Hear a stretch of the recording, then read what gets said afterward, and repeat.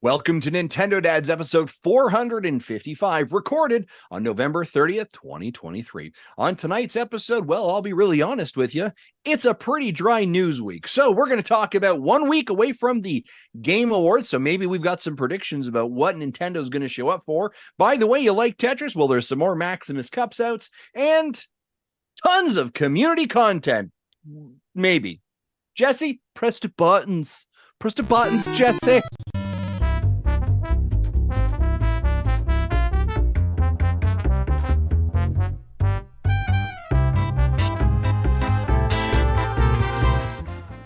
Hey, what's up, everybody? It's episode 455, and you're hanging with your favorite dads on the internet with the Nintendo Dads podcast. Joining us this week on the show, it's everybody. Everyone is here, and we have absolutely zero news to talk about. Nintendo, what the crap, man?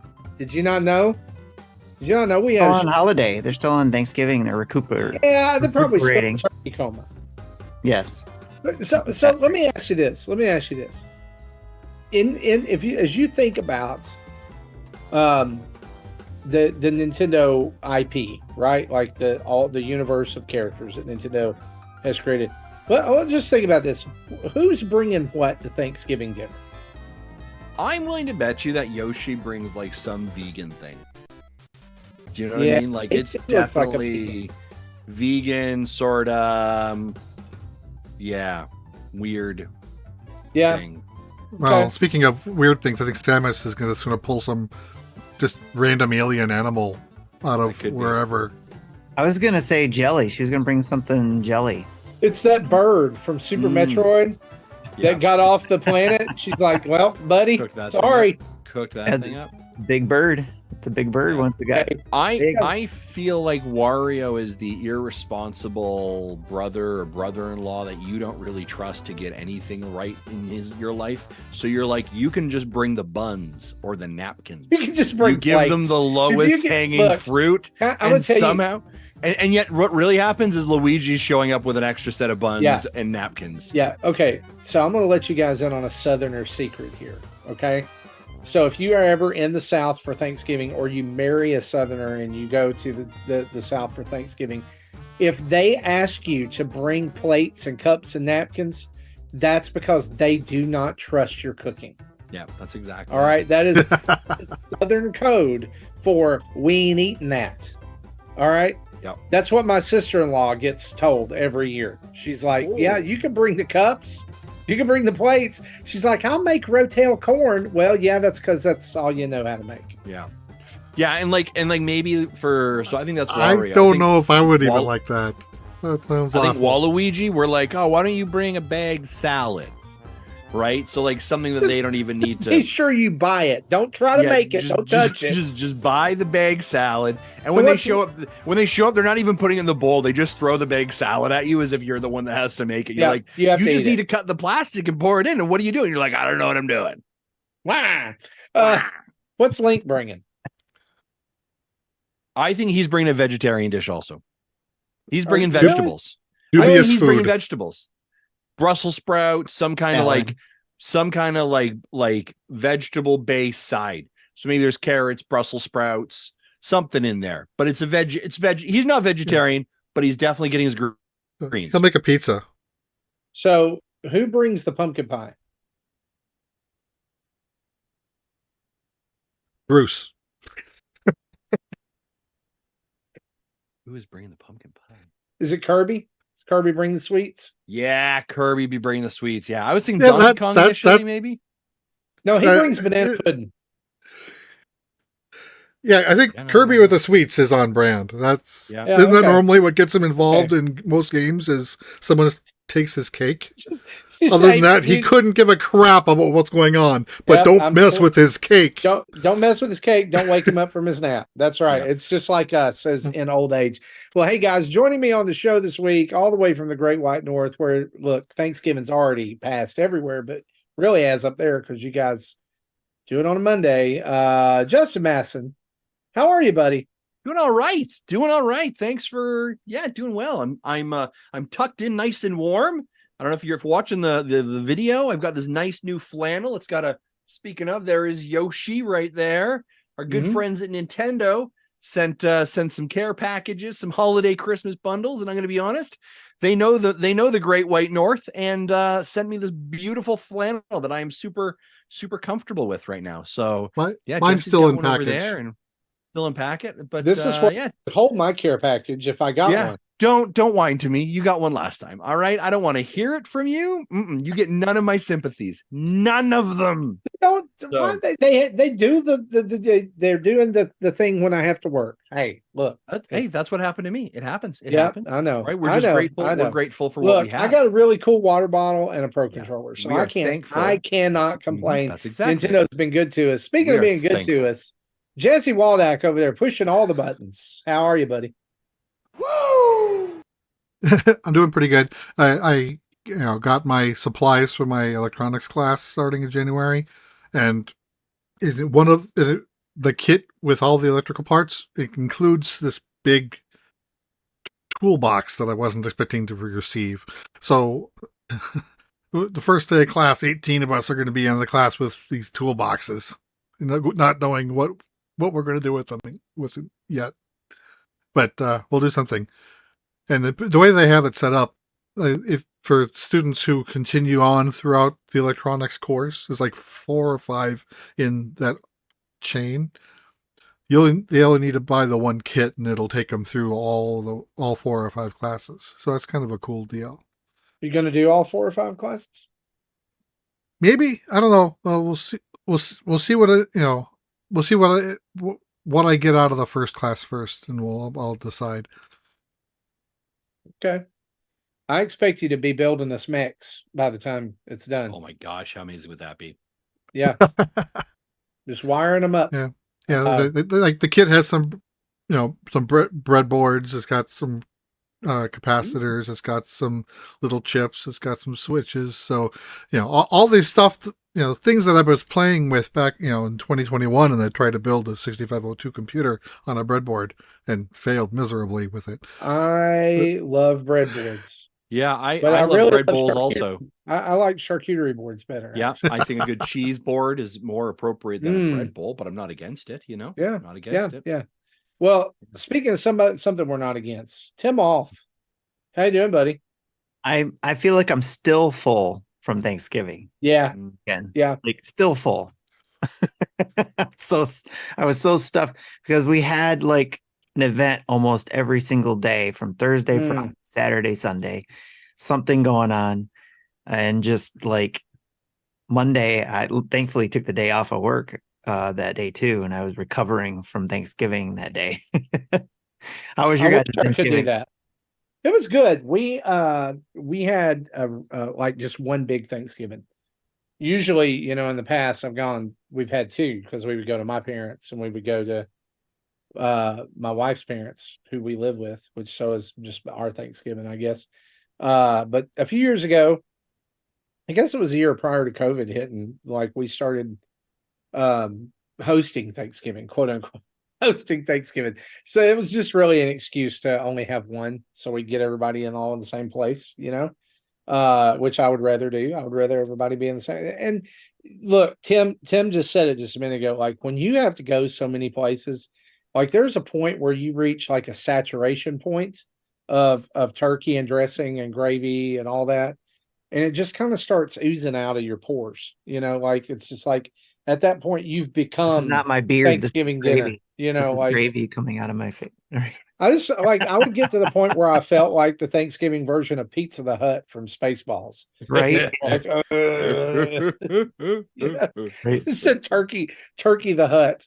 I don't know, but it was Jesse, good. it's right We had a there. great Just time. start the key. Just start the artwork now. It's Turkey the Hut. You want to just start working on that one Yeah. right now? That is the show title. How about you Marty, guys? Turkey the Hut.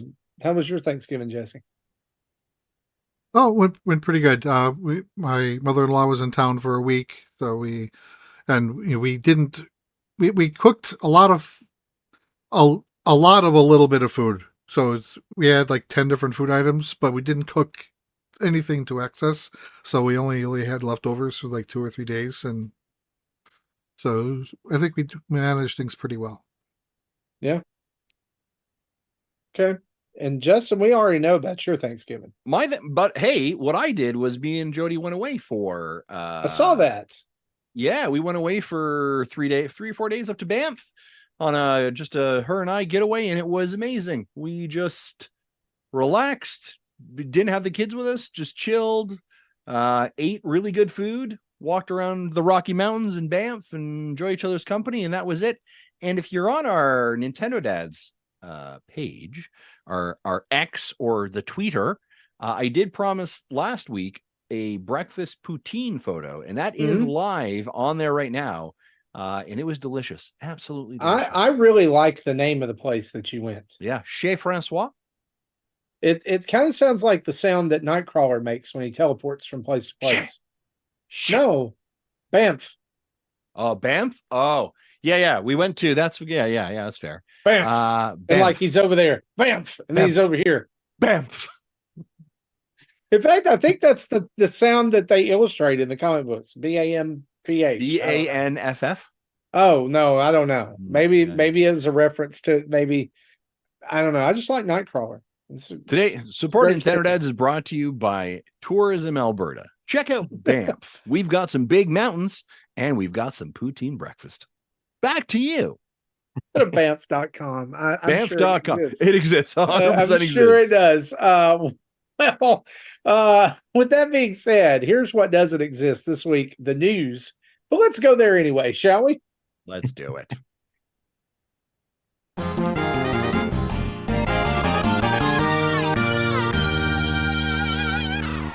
And our big, exciting one news item this week is brought to us by you guys over at patreon.com/Nintendo Dads. That's right. You guys are patrons, are friends of the show, our Ninfriendos, or I don't know if we could take that because it's already taken by another podcast. But anyway, whatever you want to call yourselves, whatever. We actually have an Infriendo in the chat right now. We do. So, okay. Well, and I don't know, it'd be awkward if we were a bunch of him. I don't know. Yeah, I don't know. I like Ninfriendo though. Anyway, so you can head over to patreon.com/Nintendo Dads for as little as $1 a month. You can join up and be a part of this dumpster fire rolling downhill. The best community on the internet. No joke. Seriously, it's the best community on the internet. You get access to the Discord. $5 gets you all the extended extra sub channels in the Discord. Also, $10 gets you pre and post show audio of every show, and $30 gets you on the show as a Patreon producer, which means you get to come on the show, you get to hang out, you get to suggest a topic, and every tier, the $1, the $5, the $10, and the $30 tier gets you ad-free shows on patreon.com. You get your own ad-free feed, except for this ad, of course. Head over to patreon.com/Nintendo Dads and make the world a better place. All right, here's our news for this week. Pokemon Horizon, the series, will be a Netflix exclusive in the U.S. This is going to be launching on February 23rd, 2024. And this is notable because it's the first Pokemon anime that doesn't feature Ash as the protagonist. So if you think about how long Pokemon has been in existence, it's a pretty big deal to have brand new main character and main characters. It is based on Scarlet and Violet's Paldea region, which means the cartoon will be extremely glitchy and no one will ever fix it. They'll just make DLC for it. And so, yeah, this is coming out February 23rd. Jesse, I'm going to throw it over to you. Are you going to be watching Pokemon Horizon? I'm going to want to, yeah. Of course, I wanted to watch the last Ash arc, and it's in like 4 or 5 different pieces, and I've only completed the first one, so I'm still behind. But yeah, this is something I'm wanting to watch, at least the first few episodes, and see how it goes. Okay. Well, that's our news for this week. Seriously. Wow. No, actually, a couple of game release updates and things that we want to tell you about. Right now, if you head over and boot up Tetris 99, the 37th Maximus Cup is going on this weekend. WarioWare Move It is the theme, and you will get that theme if you get 100 points. You will also be able to claim it with tickets. You'll also be able to claim the WarioWare Get It Together theme with tickets if you don't already have it until December 11th. Also, later on in the month of December, there will be the 38th Maximus Cup featuring Super Mario Brothers Wonder, and that will start on the 14th of December. So you want to check that out if you like Tetris or like themes or like 99s. Toaster Ball is also out right now, as well as This Means Warp, and we've got videos on both of those on our YouTube channel, so we encourage you to go over and check those out. Tim's given a thumbs up. He must have liked at least one of those games. Yep. He's just giving us a thumbs up. That's cool. Talk about it later. All right. Yeah, we'll talk about it later. Also out soon, as in, well, it's soon for us. It's today if you're listening to the audio version. Batman's Arkham Trilogy is finally coming to Nintendo Switch. Also releasing on December 1st, Dragon Quest Monsters, The Dark Prince, and SteamWorld Build, which Tim also has 2 videos up on our YouTube channel for right now, including a first look and a review. 3 videos. 3 videos. Not just one, not just 2. So much. 3 videos. He loved it so much he made 3.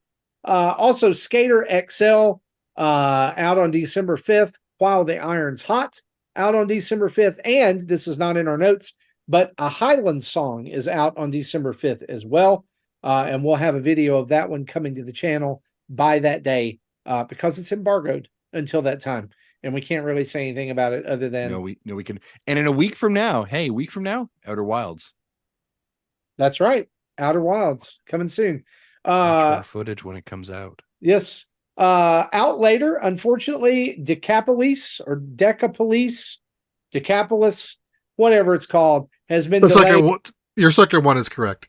Yeah, Decapolis has been delayed into 2024, along with Fantasy Life I, The Girl Who Steals Time, and shockingly, Professor Layton and the New World of Steam now has a 2025 release date, possibly making it the very last game to come out on the original Nintendo Switch. Ooh-wee. Whoa, 2025. Oh boy. Yeah, okay, Mickey. That's all of our news for this week. Let's toss it over to our we're not going to go to our ad break because we're way too early in the show for our ad break. What's happening next week is the Game Awards. You know what? Hang on. Yeah, go ahead. Let's hypothesize. Let's talk about the Game Awards. Let's talk about Game Awards, right? Because by the time we record next week, it's going to be done. So we're going to talk about Nintendo predictions at Game Awards. Now is the space. Now is the time to have that conversation. Gentlemen, we think... Hang on. Jesse, hit that sweet Let's Discuss music.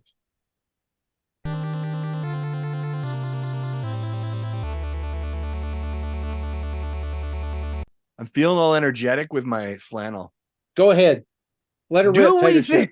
Do we think Nintendo is going to show up at the Game Awards this year? Yeah, they'll be there. To accept awards. Do we think we're going to have a world premiere? Now, I know Jeff has said he's moving away from world premiere. Is Nintendo, are we going to see, could we see the Switch 2 here? Is this where we're going to get Metroid Prime 4's final or first look? Is this where we're finally going to see Ocarina of Time? The Switch version? Is this where we're going to get new Joy-Cons? What about an announcement for Mario Kart Infinity Blade? Okay. What's So- going to so happen at listen. the Game Awards for Nintendo? Simmer down. Because that's exactly what everyone should do. Because I really feel like this is going to be like every other year. And the most you're going to get is a DLC announcement.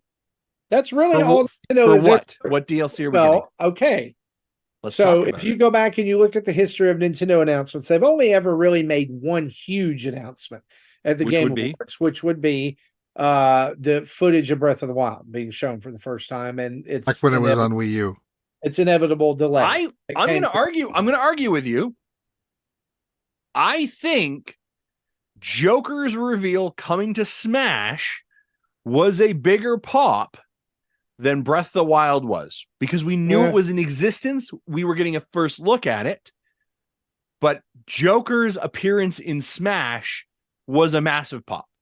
Did correct me if I'm wrong? Was the final trailer for Breath of the Wild shown at the Game Awards? Don't remember. Or was that no, hang on. Let me take that back. No, it wasn't, because it was shown when the Switch was revealed. Yeah. Okay, and that was later. The only other big Nintendo announcements from the Game Awards have been Cranky Kong coming to Funky Kong. Funky Kong. No, it was Cranky Kong. No, it was Cranky Kong coming to Donkey Kong Country Tropical Freeze. Yep, it was. That was Funky. No, it was when Donkey Kong Tropical Freeze came out on the Wii U, and they announced Cranky Kong and Joker. I don't expect anything. Also, I'll just want to say this on the world premiere thing. That's totally a troll, and he's just not going to call them world premieres. There's just going to be either one of two things. Either he's going to call them something different, or this is him setting us up for the fact that there's just not a lot to show. Oh, interesting.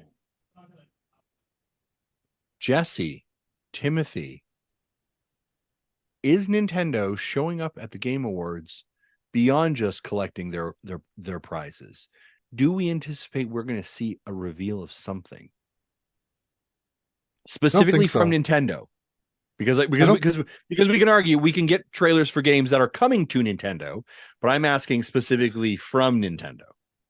Yeah. I know the last few years, I don't think we got anything significant from them. So every once in a while, when they break to actually do the commercial bit of it, it's just a run of like a minute worth of commercials. There'll be a Nintendo something in there talking about Wonder or Tears or right RPG content that's already out there. Yeah, but I don't think we're going to see anything new. Not at this time. Tim, do you dare to dream? Oh my God, just close your eyes and just come along with me on this journey. All right. You're sitting there in front of your computer. Screen goes black. Spooky music kind of chills through. Right. And you can just hear kind of some shuttle sounds and some sci-fi music in the background. And then you just start to see the Metroid Prime 4 logo beginning to just etch away in the stars just across. And so what is that moment like for you? I will lose my mind if they show something really cool about Metroid Prime 4. And I, to be honest, every year I hoped and said it would make sense for them to show a premiere video of Metroid Prime 4 at the Game Awards show, because I think that's where they could get the biggest audience for that game. But I don't think it's going to be this one either, that they're going to show Metroid Prime 4. Wow. So, because I really think you've lost faith. I don't think they're going to do it. Just can you lose it if you've never had it? Right. If they do it, then yeah, I'm going to be like, it's going to be kind of like the Metroid Prime remake, right? The whole thing, like we kept saying, they're going to do it. They're going to do it. And then it never happened. And then all of a sudden, when you least suspect it, there it is. Out of And nowhere. I was just like, We're gonna get a Shadow Drop entire brand new game. no, I don't think it's going to be. It's out now on Nintendo I don't think they're Switch. going to release it that same way. I'm just saying it was just like we kept expecting it, and then just finally dropped off on the expectation. Yeah. And then boom, there it is. I think they're going to do a separate thing like they usually do because that's a big deal. Although I can see it being done at Game Awards because that seems like the audience for that type of game. Nope, they're going to announce that Four Swords game. That's what they're going to do at the Game Awards. Yeah. Pizza time. Pizza time. Oh, please. They're going to announce Four Swords. You know, it's not huge, not a big deal, but it's, you know, hey, we got Four Swords on NSO. Could play with your friends. Could you imagine if their trailer was like the new NSO of like, here's the next game coming to Nintendo 64. It's Excite Bike. You're like, what? That's your reveal? Get out of here. No, but seriously, I think there's if any of the rumors are true that we get the Zelda game of some sort, I think that would be a place to do it. So and what you're referring to, so that everyone's in the loop here, is the rumor was that by the end of 2023, a Zelda remake game would be announced and delivered upon from Nintendo. And so your statement is, if it's going to come to fruition, this is the only place that it's going to happen. Listen, there's literally 31 days left in this year. I cannot see another Nintendo first party release in this time. They love to like give you a couple of months to get ready to spend that money, right? At least. Shadow drops again. Shadow drops. We've seen them do it before. I mean, if it were a digital, I'm not talking about a big Metroid drop. I'm not talking about a big drop though, like a big AAA game or even the remake of Wind Waker and Twilight Princess. I'm talking about something small that we're not expecting, and that's why I'm harping on the Four Swords. That's all right. It's like when they did the NES remix, right? It was like, what the heck happened here? Right. Yeah. So that's. If it is Wind Waker and Twilight Princess, if it's any Zelda, if it's any Zelda period, we're all going to be like, this is crazy. But it who knows? Nintendo's crazy. So they do crazy stuff. Nintendo knows not to come out at the end of the year and try to go up against the Bluey game. game of the year. All right. Like, yeah, they're like, we can't handle it. It's too much pressure. Handle it. Can't handle too much Bluey. Right. That's fair. What Justin, what about you? What do you think? Oh, I am literally just creating content for our show. That's 100% of what I'm doing here. So you don't expect anything. I don't expect a thing from Nintendo with this. I expect 2021 was the only year they didn't do anything. Yeah. They didn't. What did they do last year? They did a Bayonetta game. Oh shit, you're right.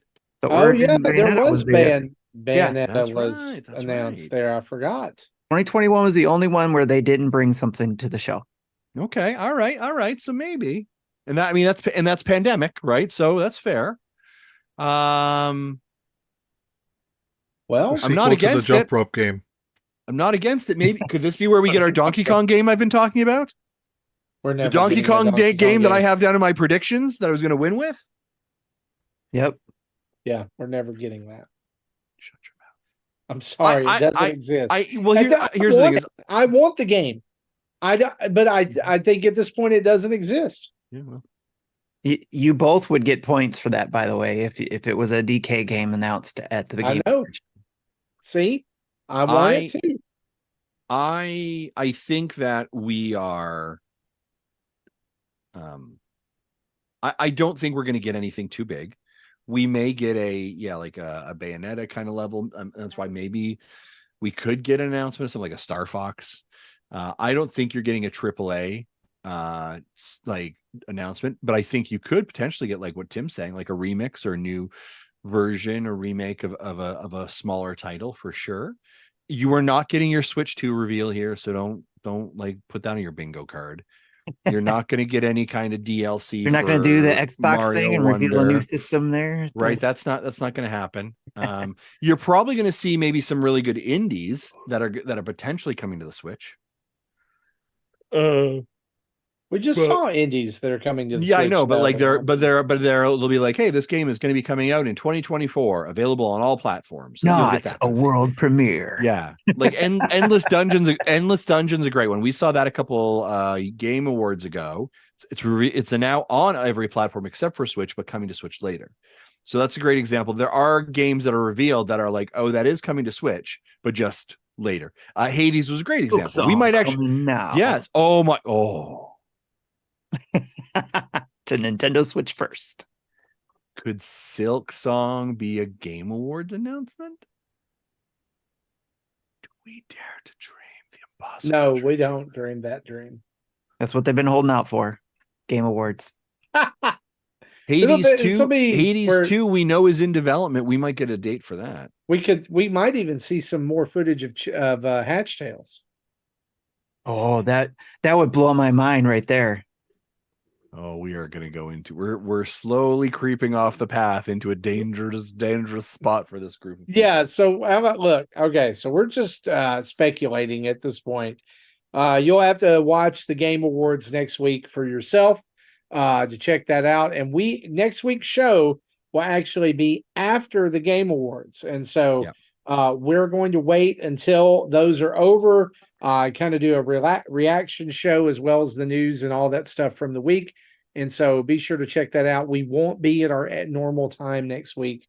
So just kind of keep that in mind. If you don't see it, the stream pop up, that means that it's not, we didn't forget to record an episode.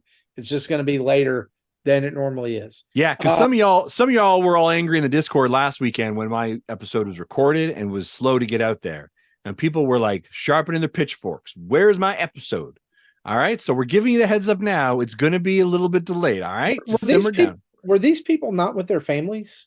These people love us. We are their families, Marty. And that's all that really matters. So that's When they okay. have become, I their. We're part of that routine. I We messed up the appreciate that we routine. are part of their routine and that we are that loved. So that's good. Well, that's fine. That's fine. Yeah, for Well, I clarity, like though, that we are Brenda said. not Ring Fit 2 Kung Fu Edition. That's what's coming.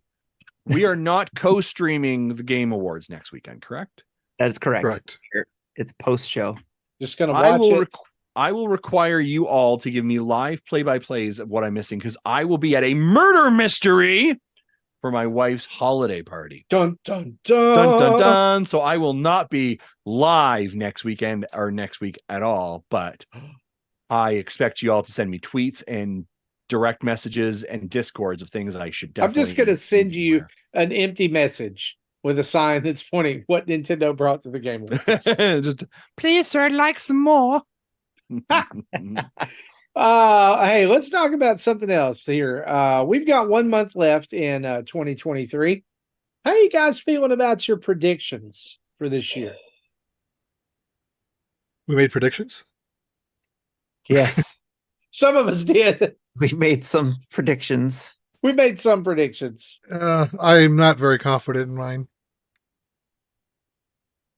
It's all going to depend on what happens this last month, I guess, too, because anything could really turn the tides for people here. Tim, do we have it scored currently?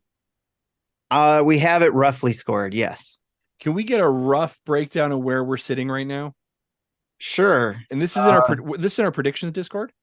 23 predictions. Yes. Right now it looks Where like is it? Jesse, I'm sorry. Never mind. You got 1.5 points so far. Oh, yeah. Marty looks like 4 points. What? 4 points. Justin has a potentially 5 points. Out of 20. For sure he's not getting the Outer Wilds one because it was released in 2023. Because you said Outer Wilds will not release in 2023. Son of a B. That's gonna be 0 points there. And then right now I'm sitting at 6 points.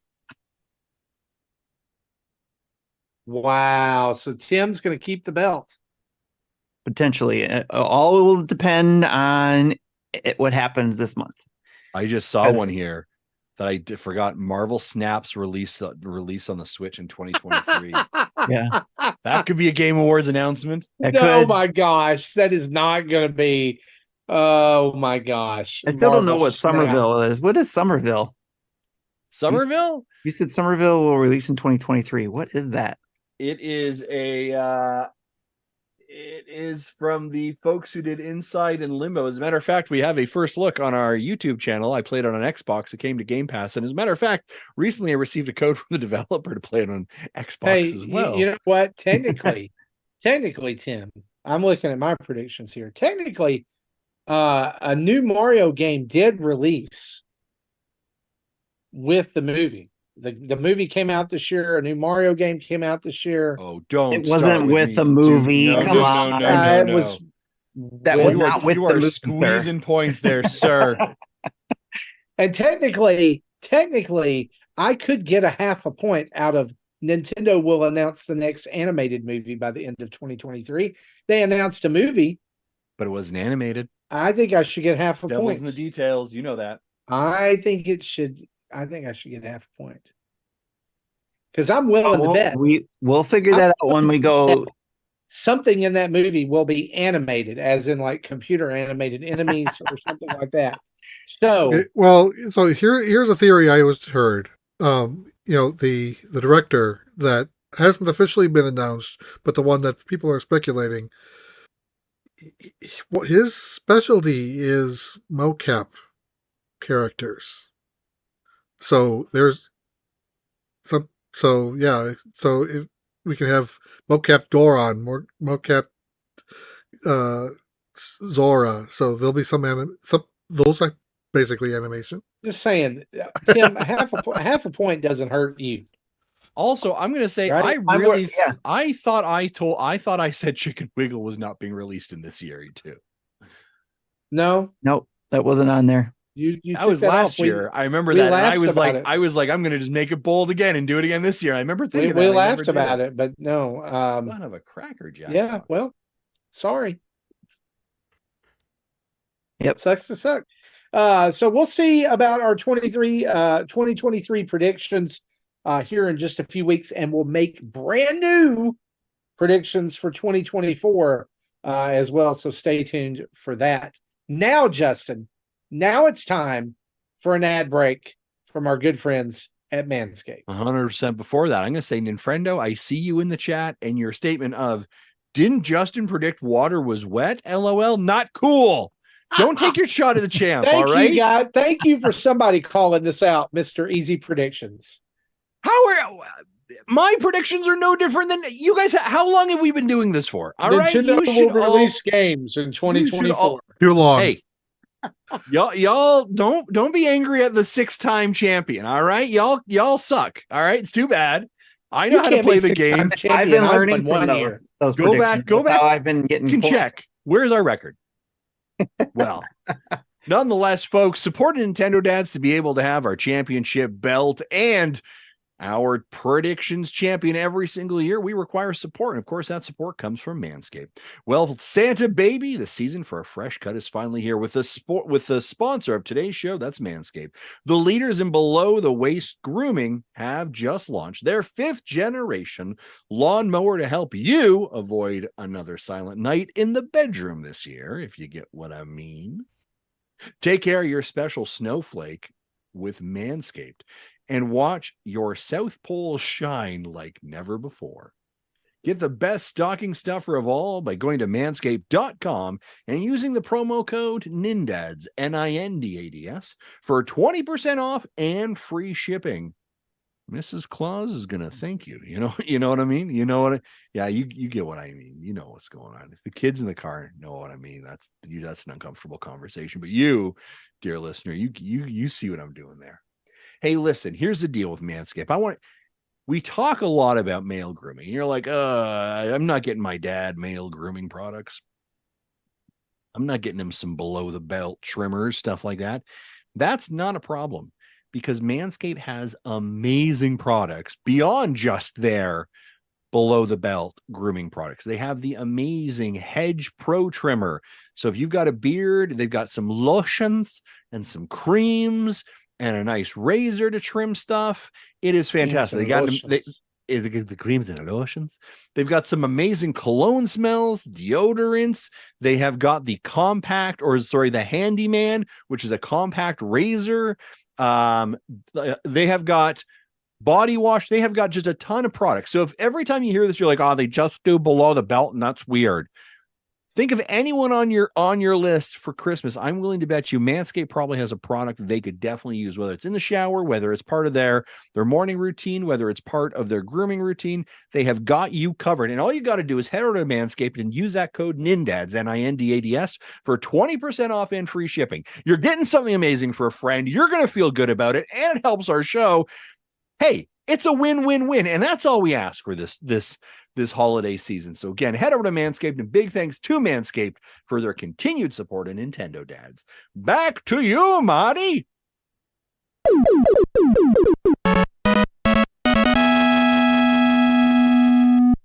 Got your half point, Marty. Thank you, sir. We didn't agree on that. That is absolutely. You don't have to. Get over there. Hey, let's talk about some events. And real quick, I want to plug one right here at the top. It's not in our list. Saturday, my son is going to be streaming for 12 hours with his friends for Extra Life. He's going to be making his Extra Life run on December 2nd from 6 a.m. to 6 p.m. over on our Nintendo Dads channel. And I asked him yesterday, I said, son, all right, buddy, what you got planned for this? He goes, oh. So I'll be honest with you. He's like, oh, I got some guys coming and we're going to play some games. There's going to be I think it's going to be insanity. All right. I think you need to come and check it out. It's just going to be him and his friends hanging out for 12 hours playing some video games.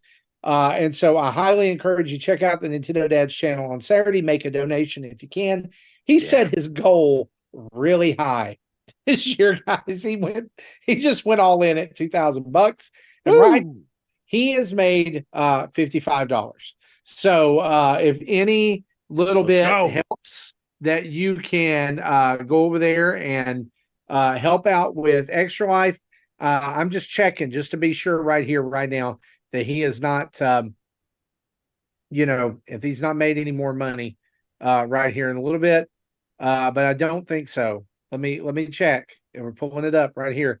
Up $55. Maybe he's going to squat up with his pals and drop into the new Fortnite chapter that will have started on that live event.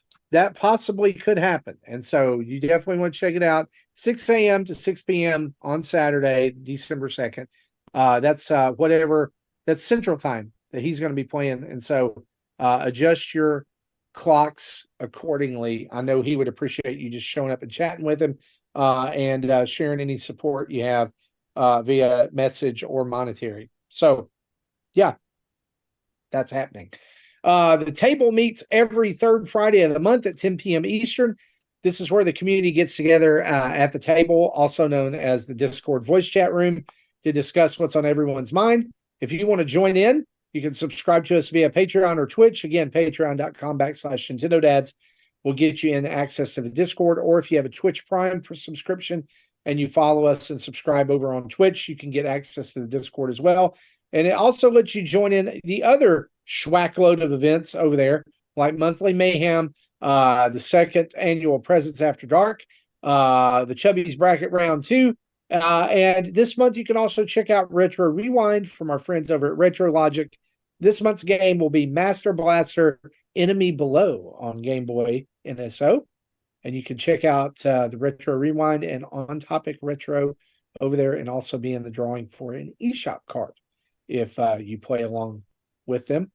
Also, we're looking for you guys to give us your top 10 games of the year, either in the Top Games of 2023 Discord channel, or email them to us at nintendodads@gmail.com.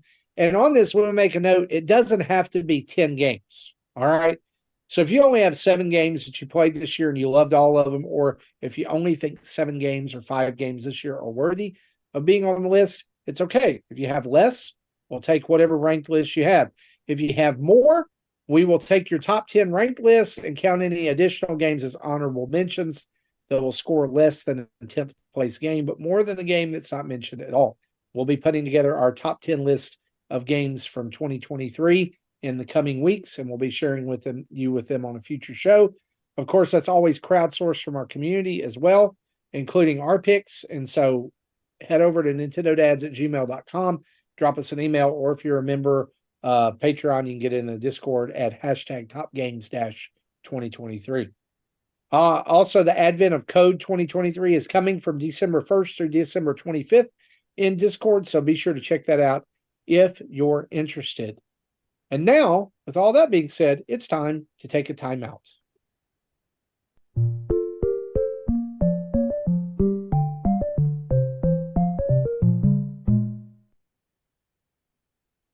Jesse, what's your timeout this week?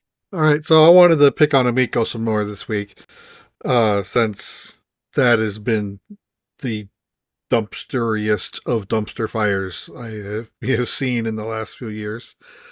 So they're trying to hang on. They're trying to pretend that they're still a company. They released a beta version of what they called Amico Home, currently on Android only, and it'll be coming to iOS soon. Who knows when that'll happen? Which, when you run the Amico Home app, it basically it turns your phone into what the Amico would have been. The interfaces based on what they showed in 2020 and 2021 is identical to what's currently on in the Amico Home app, and it's got a store that lets you buy, I think, 4 games, including Astro Smash and I think maybe Missile Command, for like $15 each. And I think, I don't remember which channel I was watching, but did an analysis. On the Google store, it'll tell you how many times a game was downloaded, and Astro Smash was listed as over 10 copies sold. So it's not doing well. I did try to load it up on an Android emulator from my computer. I was able to get it to run, but again, you need a second Android device to install the Amico controller software on to use it, of which I don't have one. I don't have any Android devices, so I can't use it. And it sounded like in the press release that the Amico controller was already out on iOS, but it is not. So, this is something I will give a try when it does come out in iOS, but I have very little faith in it. Some of the things that they had is, like the Amico hardware was supposed to come with 6-pack in games, with Astro Smash being one of them. So as these games are available, you can go to a website and verify that you still have a pre-order active and get a code to then download the game for quote unquote for free. With the stipulation then is, if you still ask for a refund of your pre-order and you've claimed a game code, then you will have the value of that game deducted from your pre-purchase. So instead of $100 back, you'll only get $85. Which, makes sense, but still, you're a little stingy there. And with all the crap that you've been put us through in the last few years, should have just said, here, have this for free. We're sorry. But no, this is what they're doing. And I think it was 8 physical, quote unquote, physical games that they released. It was supposed to tap an RFID chip card with the system to trigger the download process and to say this system owns it. So there is apparently a physical serial number on it that you can put in to get those games for free as well. Or, well, not free because you already bought them, but you know what I mean. To have access to those games from the physical. But, I bought them with the intention of keeping them sealed, so I'm not going to be able to look at what the serial number is to enter them in. And if there was a game I really wanted to play, I was planning on buying it again anyway, doing the double dip. So, I haven't, I was gonna say, I haven't lost 100% hope with this thing. I'd say it's probably 98%. Yeah, I'm still going to poke around and look at what they do, but I have very little faith that it's going to be that it's going to be done well. So I'll keep you posted. Sounds The drama. The dicey. drama. Sounds Yeah. pretty dicey. Yeah, I still have my pre-order in place. They still have my $100. And if they said if they say they're going to ship me a unit, I'll pay the remaining balance, which I think is $200 still for the remaining balance. But yeah, but again, I'm not expecting much out of it. Sounds like something you're going to be really thrilled with if you get it. Yeah, I'll be excited to have the physical box. I probably just won't be playing it much because we've already seen the games that are coming out for it. 3 of them has been put out on the Switch already, and none of them are great. All right, Tim, what's your timeout this week? All right, so time for a little dad talk, a little parent talk here. I'm inspired by Justin's from the last time he did this. So here's what I've got. So I've got a teenager who isn't understanding the value of work or helping around the house, if you will. Right now, this teenager is like, I come home from school and I'm tired. I don't want to do anything. I just want to just do my thing. Nice impersonation. Yes, thanks. So, yeah, that's something more recent that we've been trying to deal with is trying to instill the value of helping out around the house, doing your chores like you're supposed to. And even, I give him the choice of doing it at certain times, instead of just saying, hey, do it now. I'm like, here, do it here or do it here. Which one do you want to do? And then he says neither, or I don't want to do it. It's like, that's not the choices I gave you. I love how he's very good at negotiating. I would give him option C, none of the above. Right. It's like the negotiations that come out of these things from him is like, I just want to do this. Can I do it this way instead? And it's like, that's not the option I gave. So yeah, I'm talking about Sam, obviously, but he's the youngest of my 3 kids. The older 2, they usually were pretty straightforward. Yeah, they had their own little quirks and issues. Like the oldest, she had problems in school with the schoolwork type of stuff. Middle child, she's for the most part been fine. Every now and there's a little. Kids always have something, right? But he's been the most challenging with the this type of thing, with getting to understand chores and the value of helping out around the house. So I don't know if any of you guys had that kind of experience with trying to get your kids to do chores. I did, but it's been a while. Gotcha. So what did you do? So basically, I was meaning Jesse. Oh, sorry. Go ahead. Honestly, I don't remember much anymore because the youngest now is 22, so it's been a while since they've been teens. But I think we tried taking phones and iPads away, and nothing ever really worked. But at least now the daughters are out on their own. The son's still at home, but if we say, hey, we want your help with this, he just says okay and goes and does it. So he doesn't argue. So we did something right. In fact, I literally woke him up this afternoon and says, hey, we need help cleaning stuff upstairs to get ready for some guests this weekend. So and he did. I'm sure he didn't like being woken up for that, but he didn't complain. Yeah. So what have your consequences been so far, Tim? So right now that it was basically, he's been told, like, this come up before, and I told him, that there's things that he does to earn his allowance, because he gets a little bit of allowance, right? Weekly allowance. One is you do what you're supposed to do in school. And then you help out on the chores that you need to help out with. And if those things don't happen, then there's deductions to your allowance, essentially. Or you don't get it, or that type of thing. Or the other thing is he was asking for the M&M Fortnite skin, right? So Plain or peanut? Exactly. It was plain M&Ms. No, he's so it was basically, if you're asking for me something from me, but when I'm trying to ask something of you, you don't want to give it, but you're expecting something for me to give.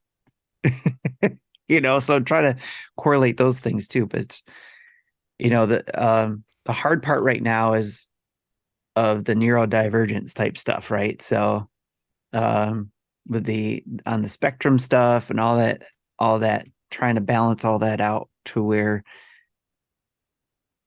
even after being my third kid, I'm still learning how to tackle this, because I have to approach it differently with him than I did with my two older ones.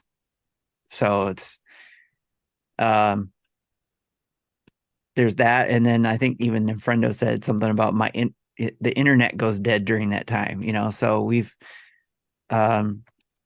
there's that. He's got a phone, and I've told him that his consequence of that too is if he doesn't contribute to the house, then I can't keep paying his phone bill.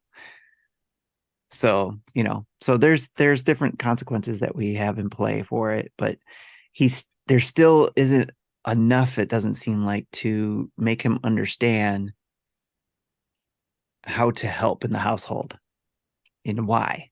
It's not just because we're telling you and we want to make you miserable. That's not what we're here for. We're not trying to make you miserable. It's because you have to contribute. And that's the part but why? I just want to, just do my thing, kind of stuff. Yeah. One thing that, we used as our answered for why, but they really didn't get it until they were older, is, well, someday you're going to be on your own and you need to know how to do this. Yep. I'm not going to be here to walk you through it. So this is your time to ask questions if you don't know how to do something the right way, so we can walk you through it. But when you're 21 years old and in your own place, I ain't going to be there. Right. Yeah. So does the removal of things work? Does it affect? Oh yeah, them? they do. Things get done very quickly. Then that's your solution, I think. I guess it's always a fight. Is why is it always? Yeah. Why is it always a fight? I would say that in our house it's the same way. Like my kids, we have a little erasable calendar thing up on the wall. Yeah. And it has some room for chores. And so we have Monday, Tuesday, every day except Sunday, they have chores. On Sundays, we kind of just take it easy. And so on Monday, it'll be dog and something, and then the next day for the other kid on Tuesday, it'll be dog and something. They have two things we ask them to do every day. And those don't get done. And I'm like, y'all, we're literally, your mom is here and she's washing your clothes for you. And washing and folding your clothes for you. All we're asking you to do is put dishes in the dishwasher and unload it and sweep. And, if they miss it and you remind them, it's yeah. And I'm like, I want to hear the stupid sounds. Just go do it. And they're, I'm tired. I'm like, would you not think that I'm tired after I get up? Exactly. I'll be honest with you. I'm not an early riser person. I don't like it. Usually I try to be up out of bed by 7:00 every day. I got to be at work at 8:30. But if my son has to work like he has this week, sometimes he works 7 to 4. And so if he does that, then we get up at 5:30 and we make coffee and, get ready for the day. And he leaves about 6:45 to go to his job. And so we'll be up right? And a lot of times, like I'll be like, well, I'll just, at 7 o'clock, I'll be like, I'll just go into the office too. Especially with school, because I'm like, I can go ahead and get a jump on the day, Oh right? yeah. Oh yeah. And my wife has been doing a Mother's Day Out program Mondays and Wednesdays. So on those days, when they have it, we'll just go on at 7:30, right, and do that. So it's okay, it's convenient. But if I don't have to get up, like, I'm in bed till 7 o'clock. I'll try to, or later. I'll try to. There's a word for this from Swedish. I learned lately. It's called herkelderkling. Is to lay in bed long after you're awake, doing nothing. So I like to herkelderkle, and so I'll lay there, read stuff on my phone, do Wordle, all that stuff. My problem is this. Is what I want to say is, okay, do you not, like, I've been up at 5:30 this week, 3 days in a row. No, 4 days in a row. I've been up 5:30, 4 days in a row. Do you not think I'm tired too? Right. Like, like my daughter who is homeschool, and like, I was done today at 12. Would you do your chores? No. Well, why not? Because I wanted to be worthless and sit on Instagram. That's why. Just tell them that. Like, no, she's not herkelderkling. She's watching stupid. Look at my video. Just get up and unload the dishwasher, and don't say anything about it. Just do it. Another thing that we did that worked fairly well, at least this was more of a, hey, it's 10 o'clock, go to bed sort of thing, instead of being up on your devices, is I had 2 routers set up. Like the main router for my stuff is fine, but then I had the second router that I had all the kids' stuff connected to that I could go in and shut off. Mm-hmm. So I don't punish myself. I just punish the kids. Right. And so when they realize, oh, I don't have network, I guess I have nothing else to do besides head to pillow. Yep. Yeah. So I would say this, like, I think that you have to, for parents out there that are listening, like, you've got to find your system that works. So if, like in Tim's case, like if it's like restrictions, that works. If it's a list, that works. If it's, 2 routers and the internet mysteriously disappears. Yep. Great. I love it. But it's a good opportunity too. I mean, like, I think one of the things that I heard in this from both of you guys, and even our thing, is to have conversations with your kids about why it's important to contribute to your family, instead of just yelling at them and being like, do it. Right. So, believe me, I have every urge to yell, but it doesn't work. Yeah, absolutely. Like I love, look, but like, think about it. Like blowing up, yelling, that's the easy thing. That's the easy way out. Yeah. Right. It's not finding a solution. And it makes everybody miserable anyways. Right. And then, like, if you're like me and you like to yell and you have to go apologize later. Like, I shouldn't have said that way. I'm sorry. Right. Because that's not how I want my kids to remember me. So, and especially certain kids don't take to it very well, obviously. That's right. Man, thanks for sharing that. It's a big vulnerability. Yes. My timeout this week is Scott Pilgrim Takes Off, the brand new show on Netflix. If you are a fan of the Scott Pilgrim movie or manga, whatever you call it, I don't know, comics, then you need to go. If you haven't watched this, you need to go watch it. It's excellent. The entire movie cast returns to voice their characters, and it is a delightful twist, as well as extremely well animated. It was a lot of fun. We watched it in about 2 days. Like, we started and we just couldn't stop. So we finished it pretty quick. And I really liked it. Yeah, people who are fans of the original source material are not going to like what they did for episodes 1 through 3, but I think at the end they give it a meaning and they wrap it up. I think they wrap it up well. Yes. Unfortunately, I was reading today that, like, they're like, yeah, we hear that you want season 2. There's probably no plans for that. Well, there's no, they didn't leave any holes. I just want more. It's a complete story. Yeah. I want more story. I do think that I did like that. And I don't think I'm giving anything away when I say this, hopefully not, that it decentralized the story. so it wasn't focused as much on just Scott Pilgrim. It was and Ramona. It was focused on a lot of other more colorful characters, and I thought it was really well done. It's really well done. Yeah, I'd say for the bulk of the series, Ramona becomes the main character. Mm-hmm. Yeah, and then she basically has to deal with what Scott dealt with in the original source material. Yeah, I like how well that turned out. I also really love the soundtrack of this show. Of course, I love the soundtrack of the original movie too. So definitely go check it out. Episodes are like 25 minutes long and they're action packed. So you will like it. I think we're going to watch that while we eat pizza tomorrow. And Ramona changes her hair color every episode. And it's that's perfect. She does. That's perfect. Yes, she does. It's a running gag. All right. Well, that's our timeout. Let's talk about what we've been playing, shall we?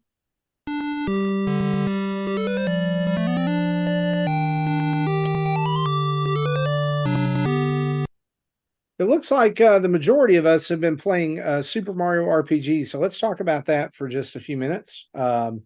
Jesse, what's going on with you in Super Mario RPG? Okay. Well, I fell into the game-breaking bug. Game Explain did a video talking about it a few days after the game launched. Basically, you know, after you get the 5th star in an area called the Land's End, you reach this cliff that they're supposed to then spawn other things that help you climb said cliff, but nothing happens. Game Explain, so I can't progress. Game Explain says that as a workaround, if you go back to Mushroom Kingdom, go to the inn, and then go back, things should be fine. I've done that twice, so I've reached Land's End for the 3rd time, and I'm still stuck. So I think I'm just going to wait until the patch, which is it's supposed to be a patch in early December that addresses it. So we'll gotcha. So we'll find out what happens. Apparently, Justin was able to get past it without a problem because he was saying that he was at the final boss and failed. Yeah, I didn't know that this was even a thing till you just mentioned it. It went fine for me. Yeah, I wonder what triggers it and what doesn't.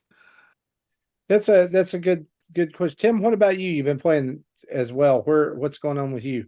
I did not get as far as that issue. I'm in the I just finished the maze, I want to say, the forest maze thing. Oh, sure. Okay. And got out of that. So I went back to kind of, rest and all that kind of stuff, and then started playing some other stuff. So I need to get back to that. I'm trying to finish Super Mario Brothers Wonder right now. So okay. I actually was able to finish this game over the weekend. Nice. Well, actually, over the Thanksgiving holiday, I had a lot of downtime and caught up on some assignments, and so I finished the main game. And I've decided I think I'm going to press on ahead and do the end game as well, because I was pretty powerful by the end of it. The max level is 30, and I have at least one character on level 28. And so by the time I got to the actual final boss of the game, it wasn't really. There was a couple of moments that I went, this could get dicey, but after that, I swung out of it pretty quickly. I'm not gonna I probably am not gonna 100% it, because there's a couple of really annoying things you have to do to 100% it, including being able to get Mario's jump action to do 100 perfectly timed button presses to get the super suit. It's a very extremely rare game item. Okay. That's like his very best equipment other than the lazy shell.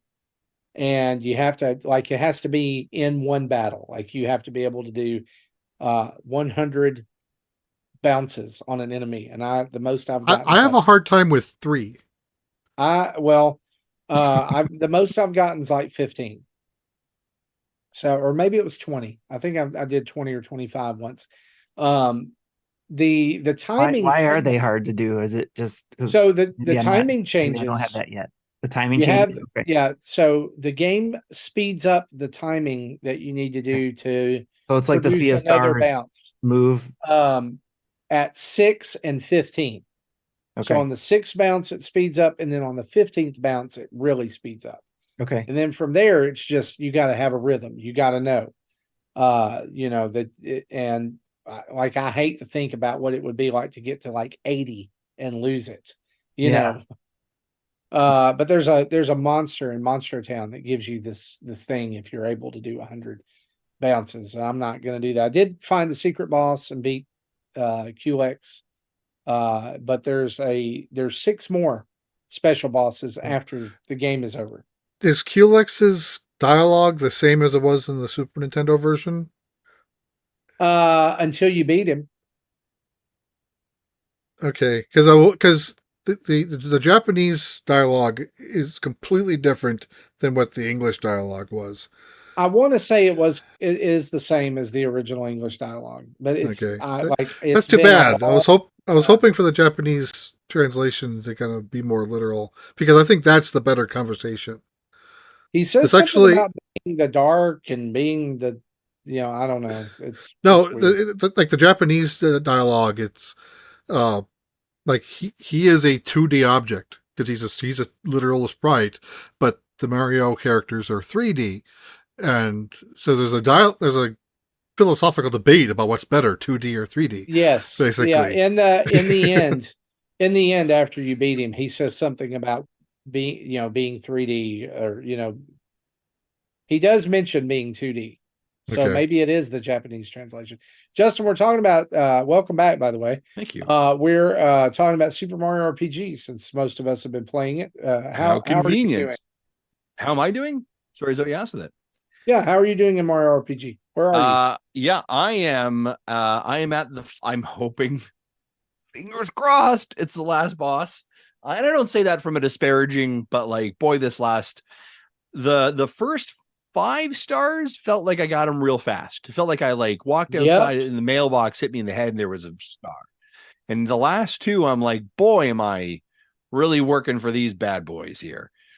And so I took my Switch with us when we went to Banff, and I played some Mario RPG, and I have gotten to, I believe, the end fight. And we were all talking about it. It is pre-show. That is the end to end, right? After it, and like there isn't a is the third end. evolution bull thing.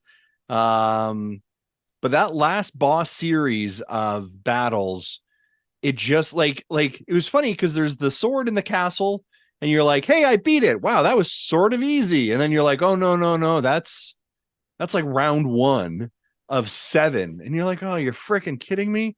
So I am at the final moments. This is a Square RPG, remember. I'm at the final moments of it. I'm excited to be wrapping it up. I've enjoyed my time with it. But I mean, there are some trappings of it that are very much of a time, right? Of the early 90s.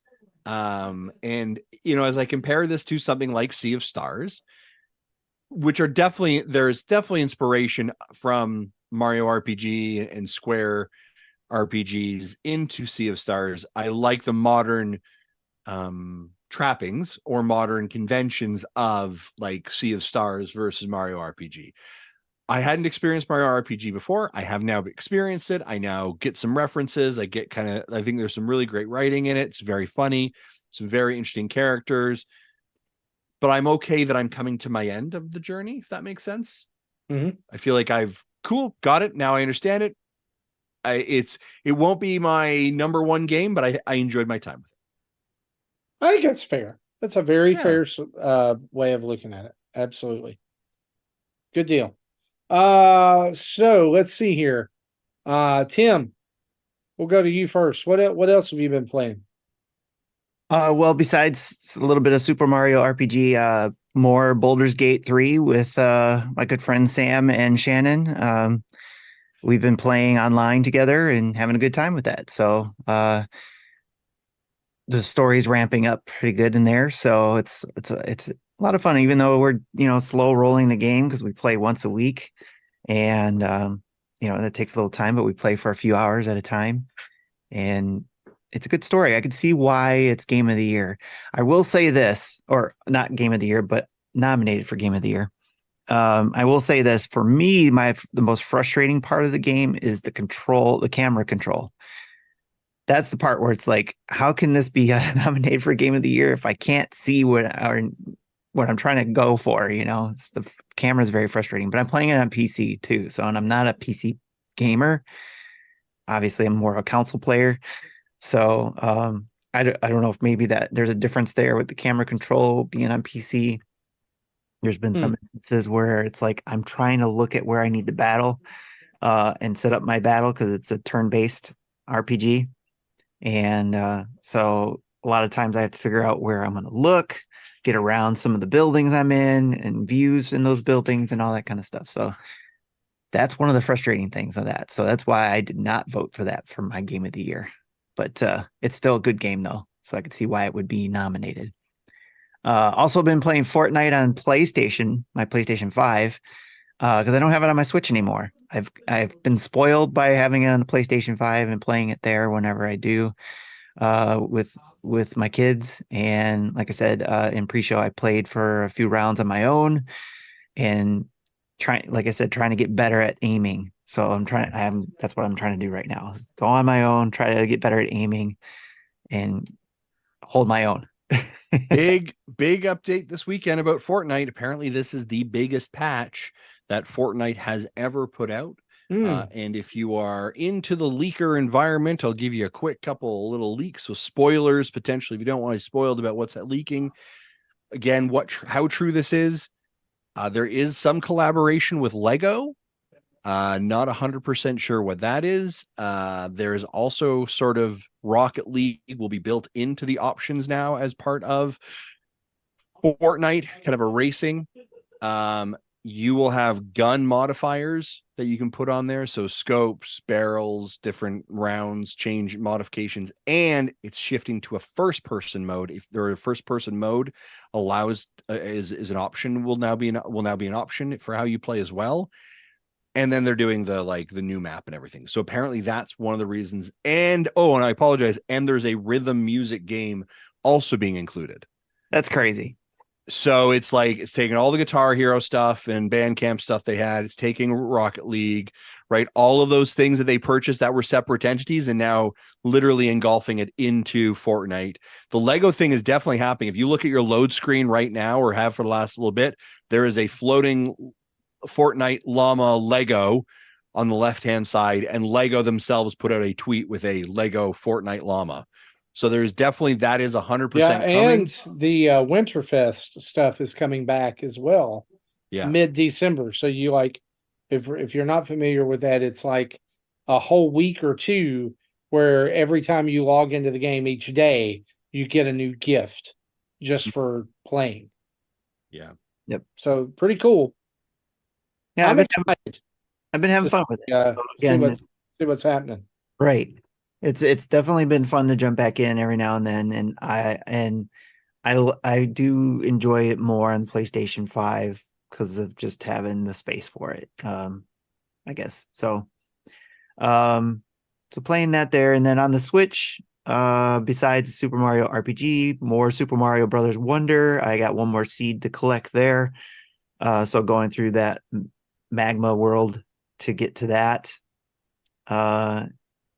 This Means Warp is the other game that I've been playing. I have a first look of it on our channel that dropped today, I believe. And it is a roguelike game where you are operating a ship. You can play one player or up to 4 players locally or online. I haven't tried the local or online multiplayer part yet, but I played by myself to try it out and see how it goes. But basically, you're commanding a ship in space, exploring space, and having to make a run through space with your ship to attack other aliens and build up your ship and repair it and keep it going all by yourself. Or you can also recruit AI players if you're playing by yourself.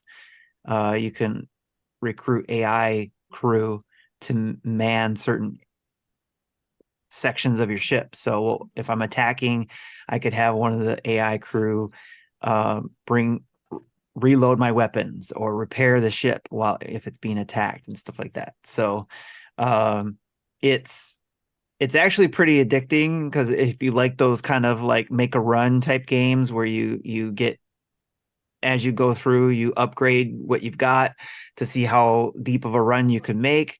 And then when you do, as you do better, and if you die, you go back and you can actually access newer items that will make your run better.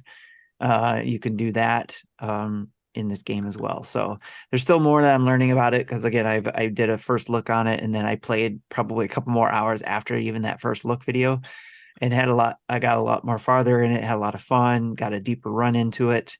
And each time I get a little bit deeper into the run and get better points and levels and all that kind of stuff. So it's pretty fun. And I'm looking forward to trying it locally. And if anybody who's listening picks it up and is in our community or wants to join our community and wants to try the online portion, you're looking for a player, I would love to try the online portion with somebody who's got this game too. And that's, again, This Means Warp. So let me know. I also have been playing SteamWorld Build because Thunderful gave us a code for that. So I've been playing that early. The game releases as you listen to this. If you're listening to the recording, for those who are watching live, it comes out December 1st. But it is a city builder, steampunk city builder based on the SteamWorld world. So, and it has it calls back to a lot of stuff in the SteamWorld Dig games. Because the SteamWorld Build is a city builder, it's also a mining game. So you're not just building above ground at your city, but you have to mine for resources for your city. And you dig into the mines further and further for not only those resources, but also for part of the story, which I don't want to spoil for anybody, because it's fun to discover what that story is on your own if you decide to play. But I am having such a blast with this game. I can thankfully talk about it now. It is, I've said this before, and others who listen may know this, but SimCity is one of my all-time favorite games, if not the all-time favorite game it was for the Super Nintendo for me. And the reason why it was a lot of fun is because I spent hours and hours of time just getting lost in that game, building the city how I wanted to, even letting some parts get destroyed and all that kind of stuff. Just, it was a great way to spend some time and just kind of, even though you thought about things, it was still a way to just kind of get away from the real world, if you will, and just build a city. With this game, it's also doing the same thing. It's a lot of fun. It isn't as intricate and simulation side of things like, say, Civilization is, or some of the other city builder games, where you have to think too deeply about your city. This one, you do have to think of some things, and there is some balance to it where you have to get the resources that your community or citizens need. But there's a story there. There's some fun there with the mining. And there's some tower defense aspects of it in the mines that you have to do. So you're getting a little bit of tower defense, where you're defending against things you find in the mines. There's a little dungeon crawl aspect of it, because again, you're going through the mines and it's kind of dungeony, and you're getting loot from what you're finding in the mines.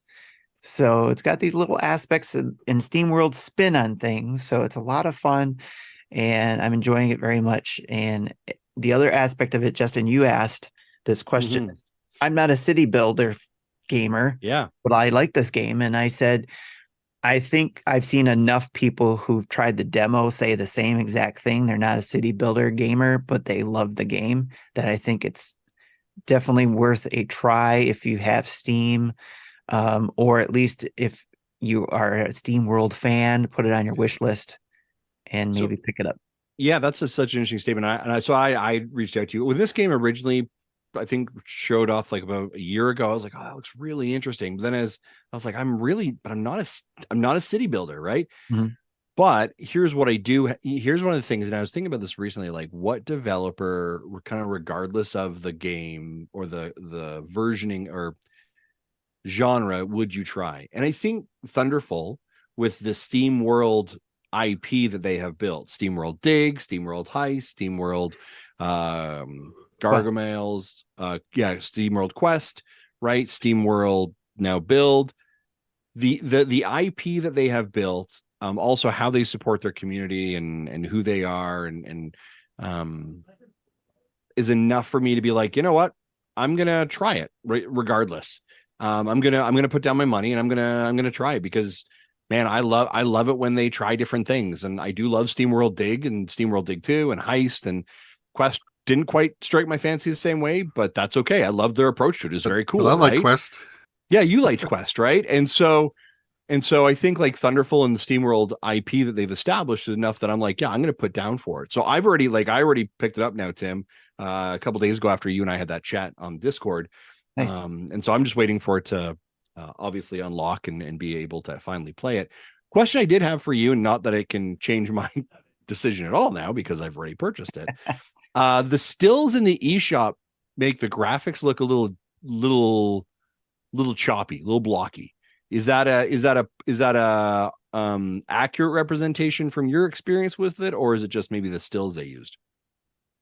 Probably the stills, but I will say this, that it is the graphics are to be expected on Switch if that's where you're going to play it, because it's not going to be as detailed as I've seen on, say, even Steam, or if you look at the stills in the other systems, PlayStation or Xbox, because it is coming to Xbox Game Pass, by the way, if in case anybody's got Game Pass. It's not as detailed. It is a little grainy for the Switch, especially, but if you zoom in, it gets a little clearer, and I do that in, I think, my review of it, because I mentioned this in the review video, that yes, it is not as clear and detailed as, say, those other systems, but I did not experience any problems with it when I was playing on the Switch. It didn't take me out of the game, or anything like that, or I didn't even have any type of glitches or pop-ins or outs or anything like that. It was very smooth playing, because it was on the go and stuff like that. So I appreciate that. I need to step away for a second. I hear my girls arguing with each other right now. I need to go be parent for a second. I apologize. No problem. I'll be right back. But thank you, Tim, for that explanation. Of course. Yeah, be back. Yep. All right, I love it. So yeah, if anybody has any other, if you want to know any other information, there are several videos. Actually, I think there's 4, because I had the demo for SteamWorld Dig that I did back in January. Then I have the first look that I did for the Switch. Then I did a stream on the Switch, and then I did the review. So yeah, there was 4 different videos that you can see all 4 different takes and different stages of where I was in the game to get an idea of how the game looks, especially the last 3 I did for the Switch, if that's where you want to play it. Because again, just like most of the games, you're playing on the Switch because of portability, or that is the only place you play your games. You don't have any of the other systems. If you prefer other systems, the graphics, if you're a graphics is your thing, then take a look at it on the higher end systems, PlayStation 5, the Xbox. Again, it'll be on Game Pass. So if you got Game Pass, go check it out there. And then of course you got PC. So all different ways to play it.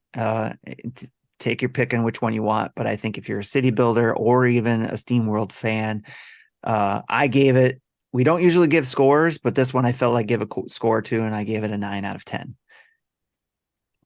You're on mute, Justin. Not an 11 out of 10? No, that's only reserved for special games, and we're not going to give 11s for every game. Can you hear me now? Yes. Yep. Awesome. Cool. Jesse, what have you been playing? Yeah, well, sounds like since you go this on Game Pass, I'm going to add this to my Game Pass backlog along with Persona 5 Tactica that I haven't played yet, but I have downloaded it. So other than Mario RPG, the only other thing I have to talk about is various Atari 2600 games, because I did an unboxing video, which isn't yet live, I don't think. So look for it this weekend, of an unboxing of Atari 2600 Plus. And then I the unboxing itself is maybe 8 to 10 minutes, and then I do about 40 minutes of just playing various games. It comes with a 10-in-1 game cart that you choose which game you want by selecting it in dip switches in the back.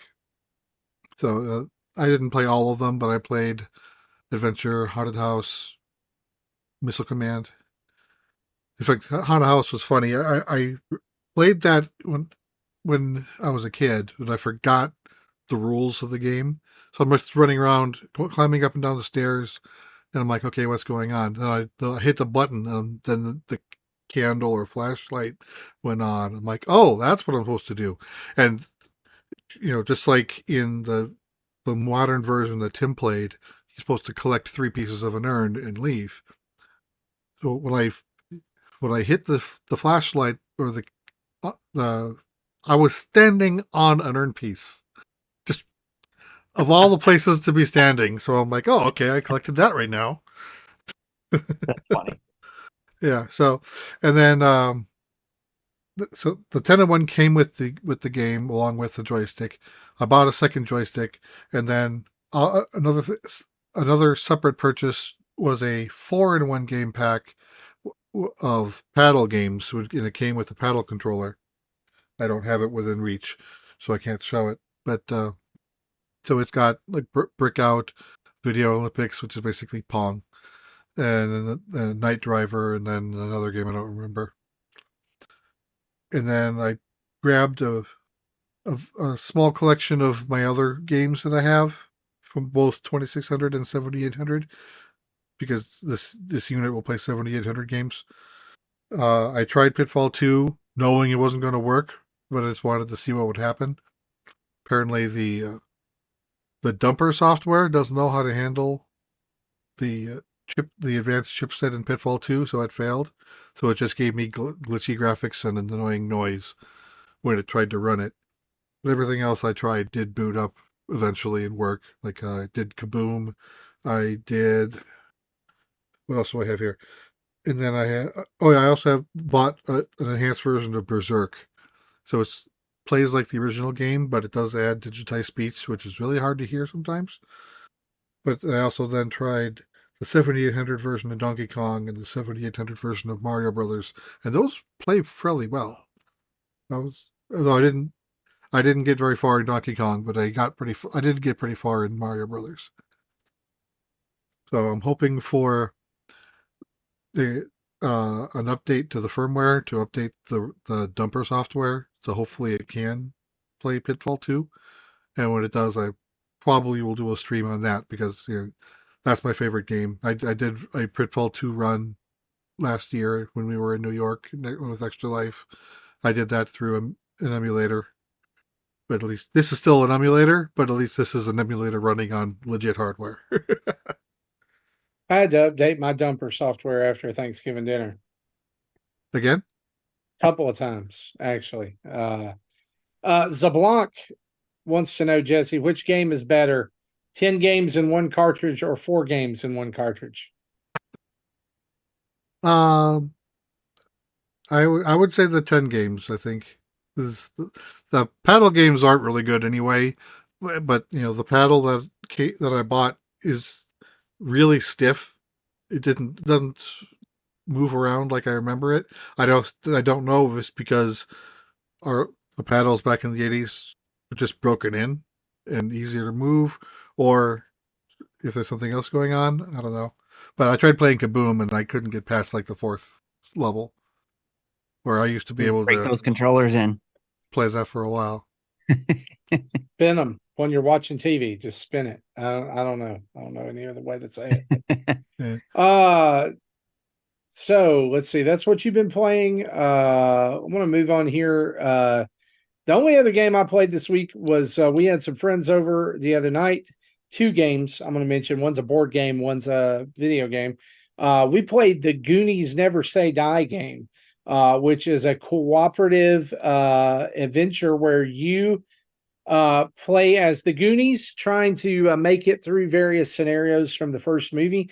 And y'all, I very pleasantly surprised by this game. It has a ton of components but it's basically Dungeons and Dragons, because one person plays as what the game calls the Goondocks Master.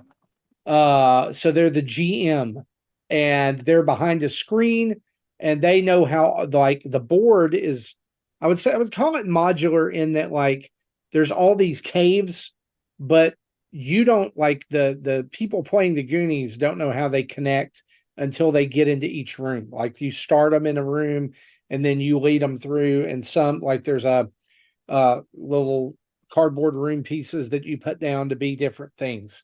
And so we made it through 2 scenarios.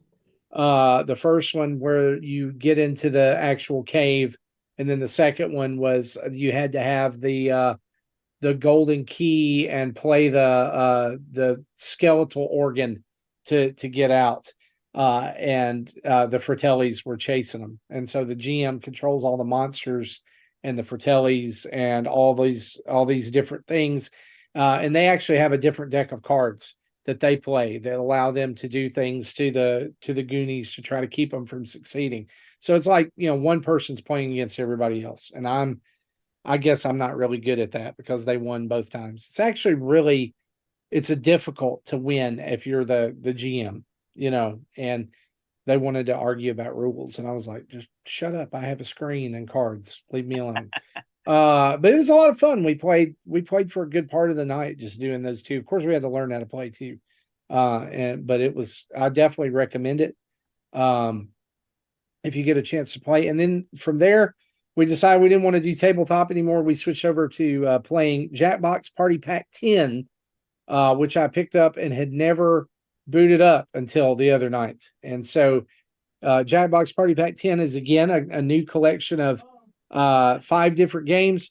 This one has TKO2, which is a game where you write funny slogans for t-shirts, and then you draw a drawing, and then you combine the 2 of them.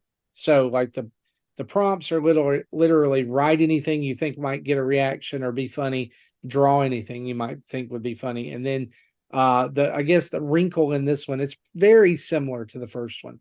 But the wrinkle in this one is it's a little bit of an expanded creation suite.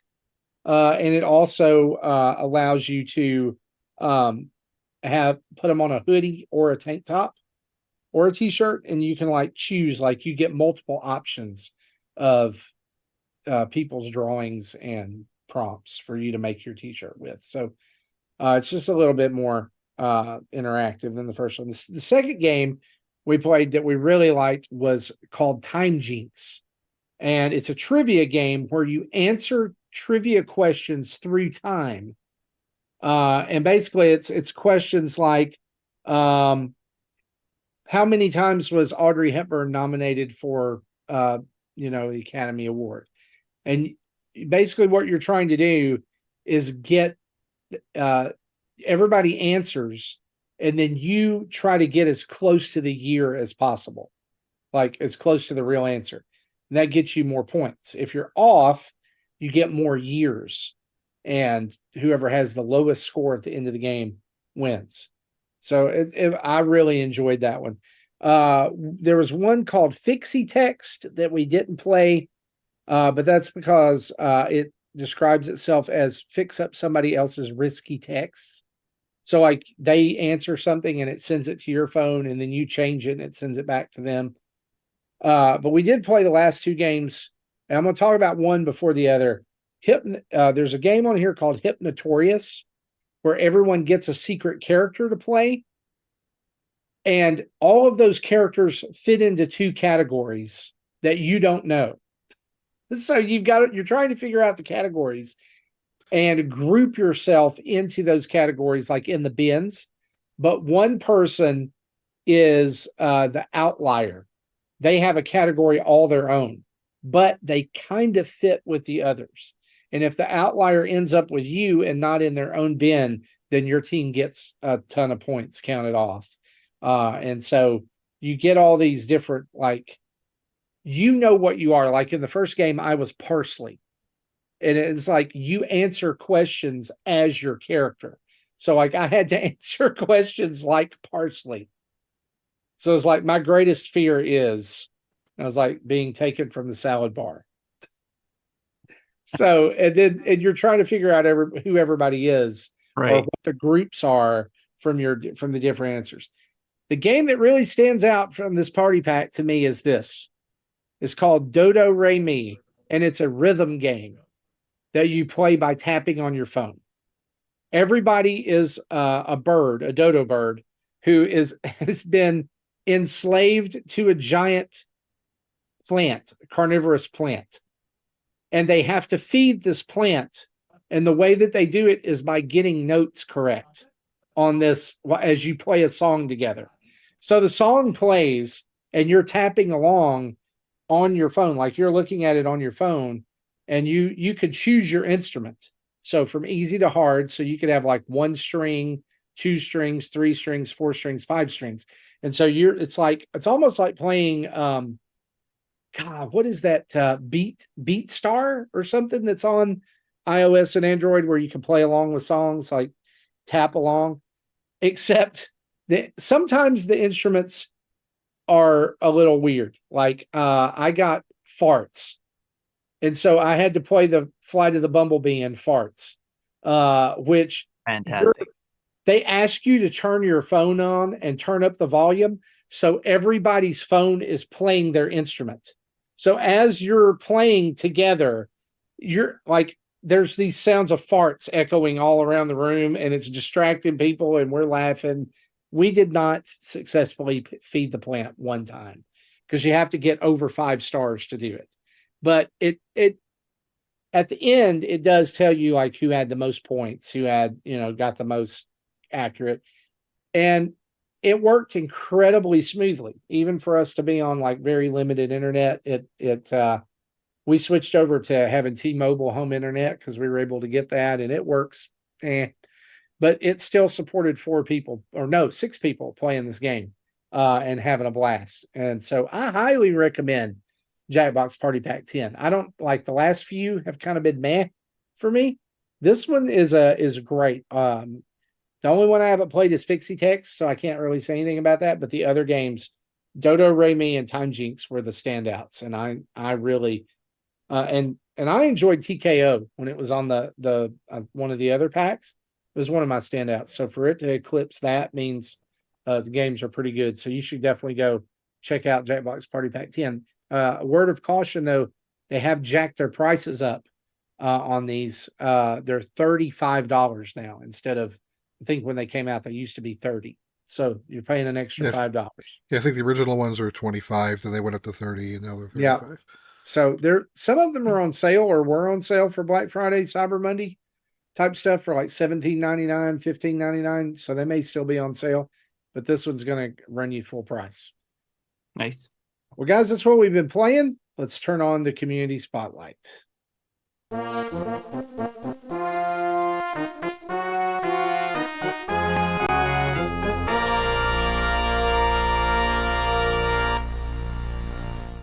All right, we got an email and we've got a few Discord questions.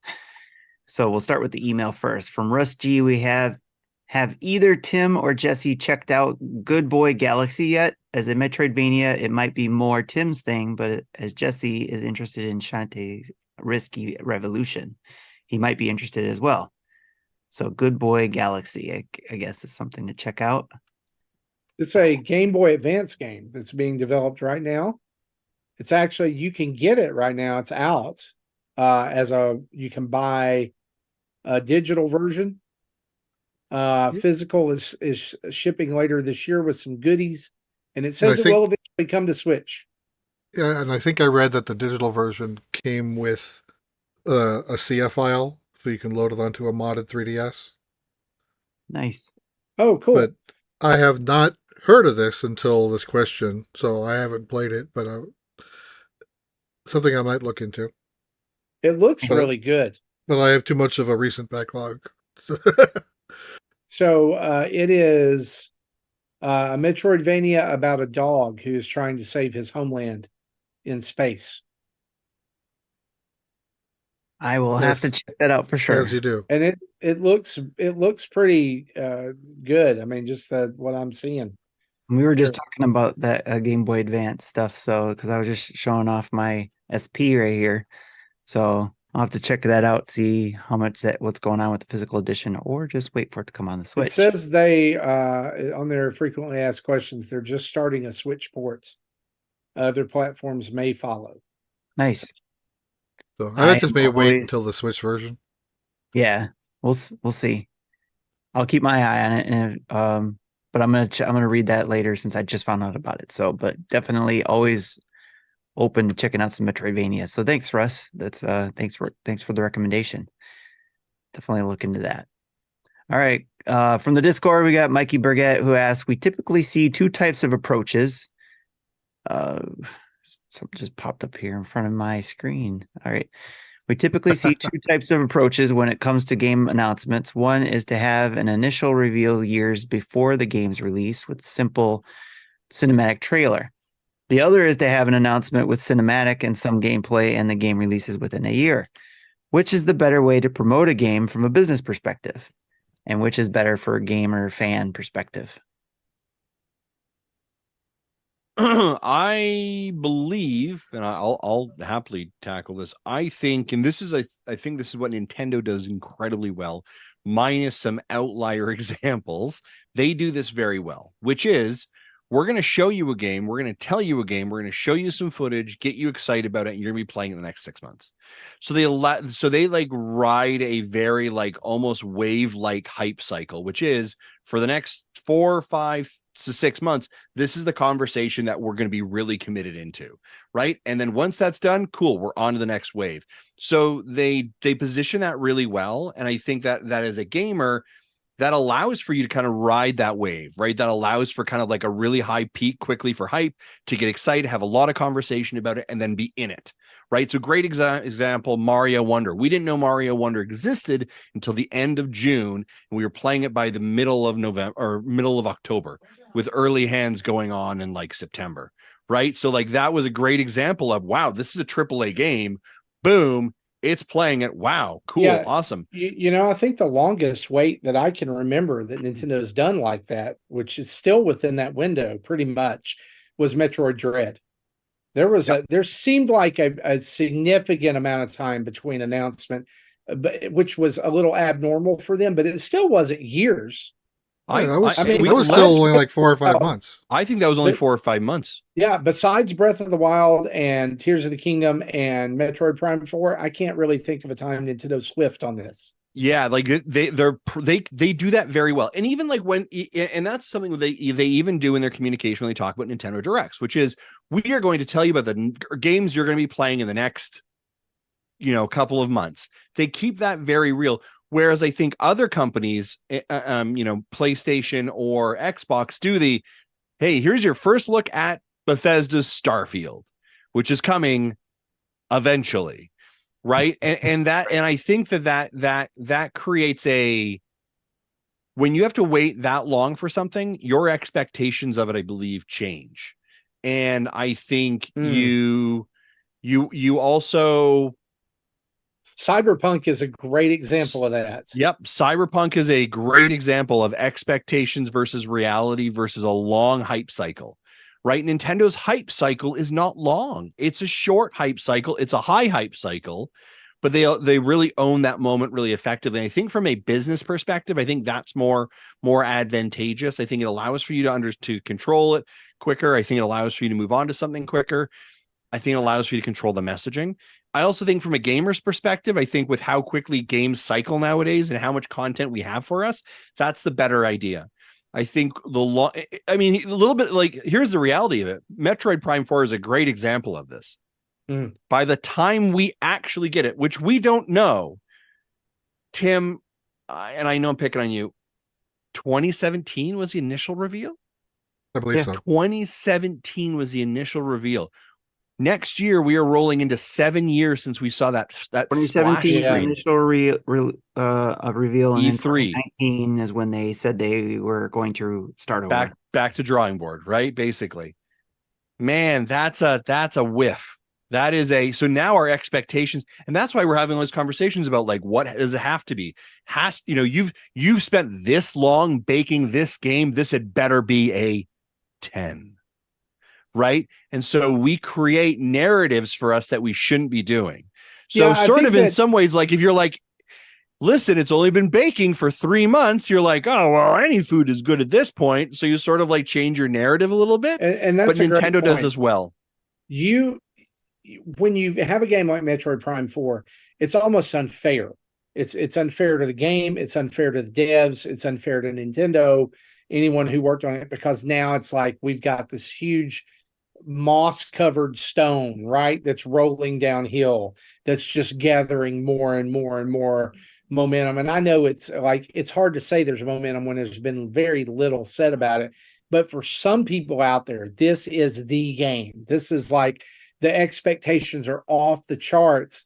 And by the time it comes out, like Cyberpunk, like Starfield, like what's another game that's like this in recent memory? Shoot.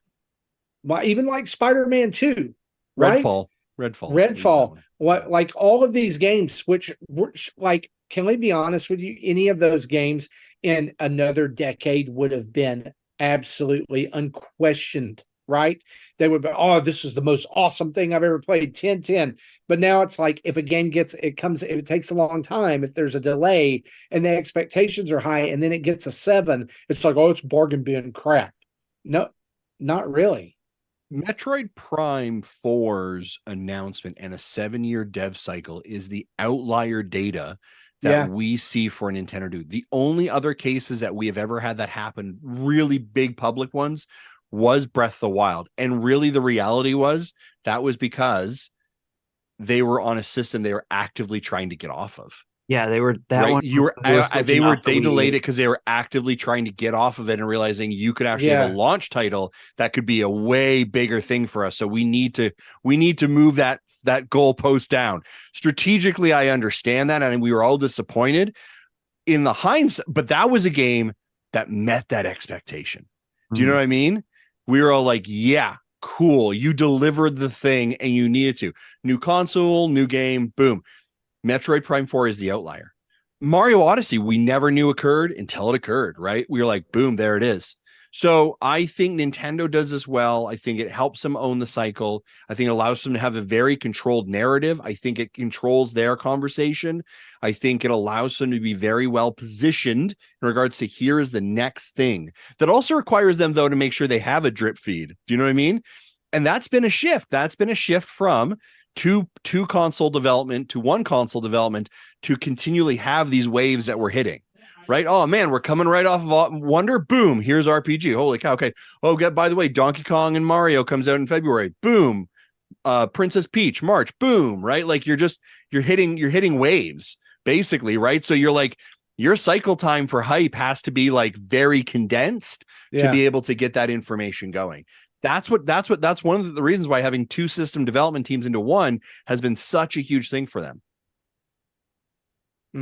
Yes. Lots of good thoughts there. Anything else on that? I think Nintendo's approach is the best one for players also, not only from a business perspective, but I think for players. And if I have to choose one of those 2 out of that, then I'm going to go for that latter approach that Mikey talked about. Yeah, I agree.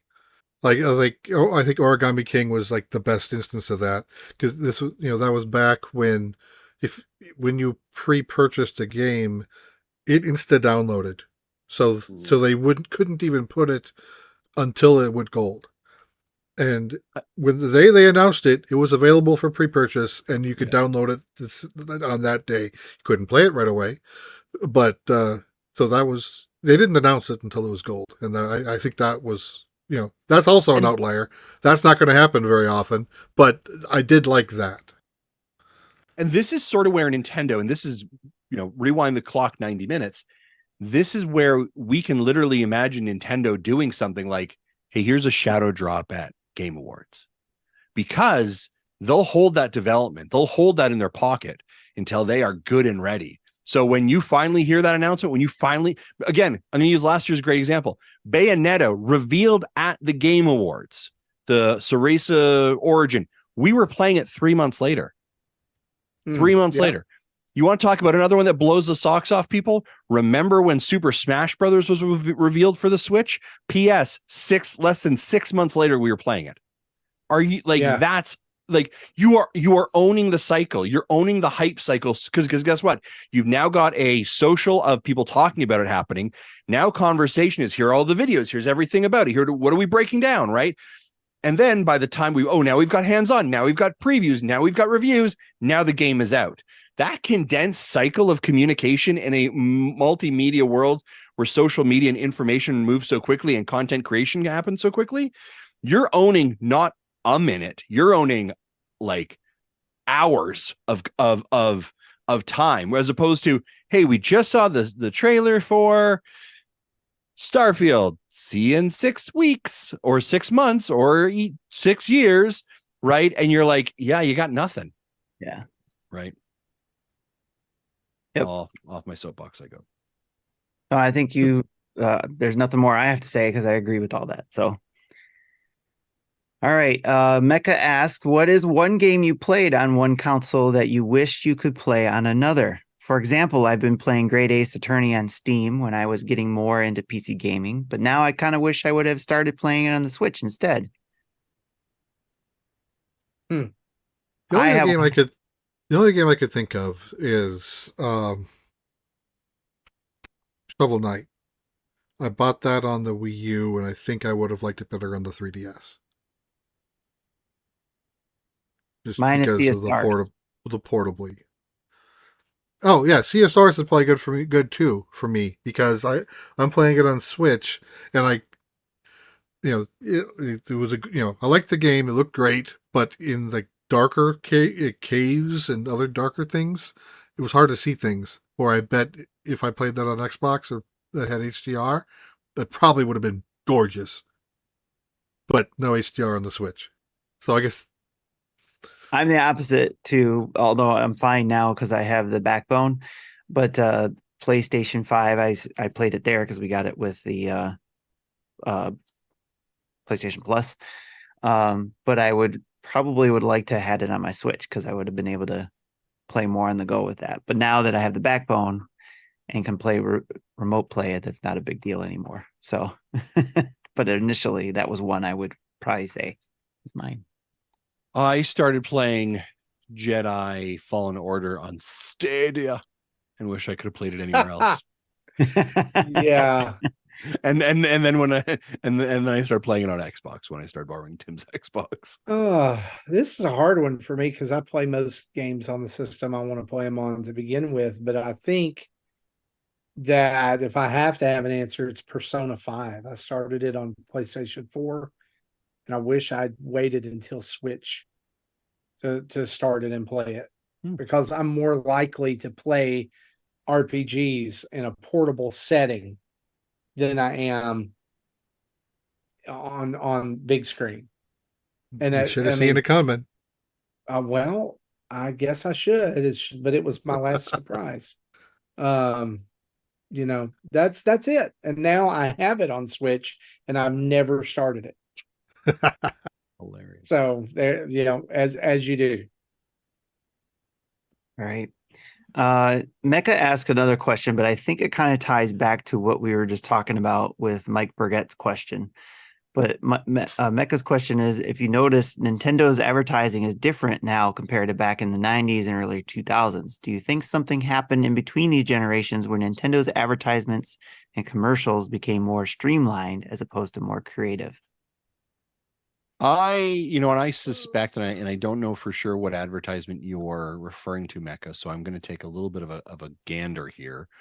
I think when you look at the 90s commercials from Nintendo, they were a bit more risque, if I'm being quite honest, right? And that was really trying to compete for mind share against Sega, really is actually what it was, right?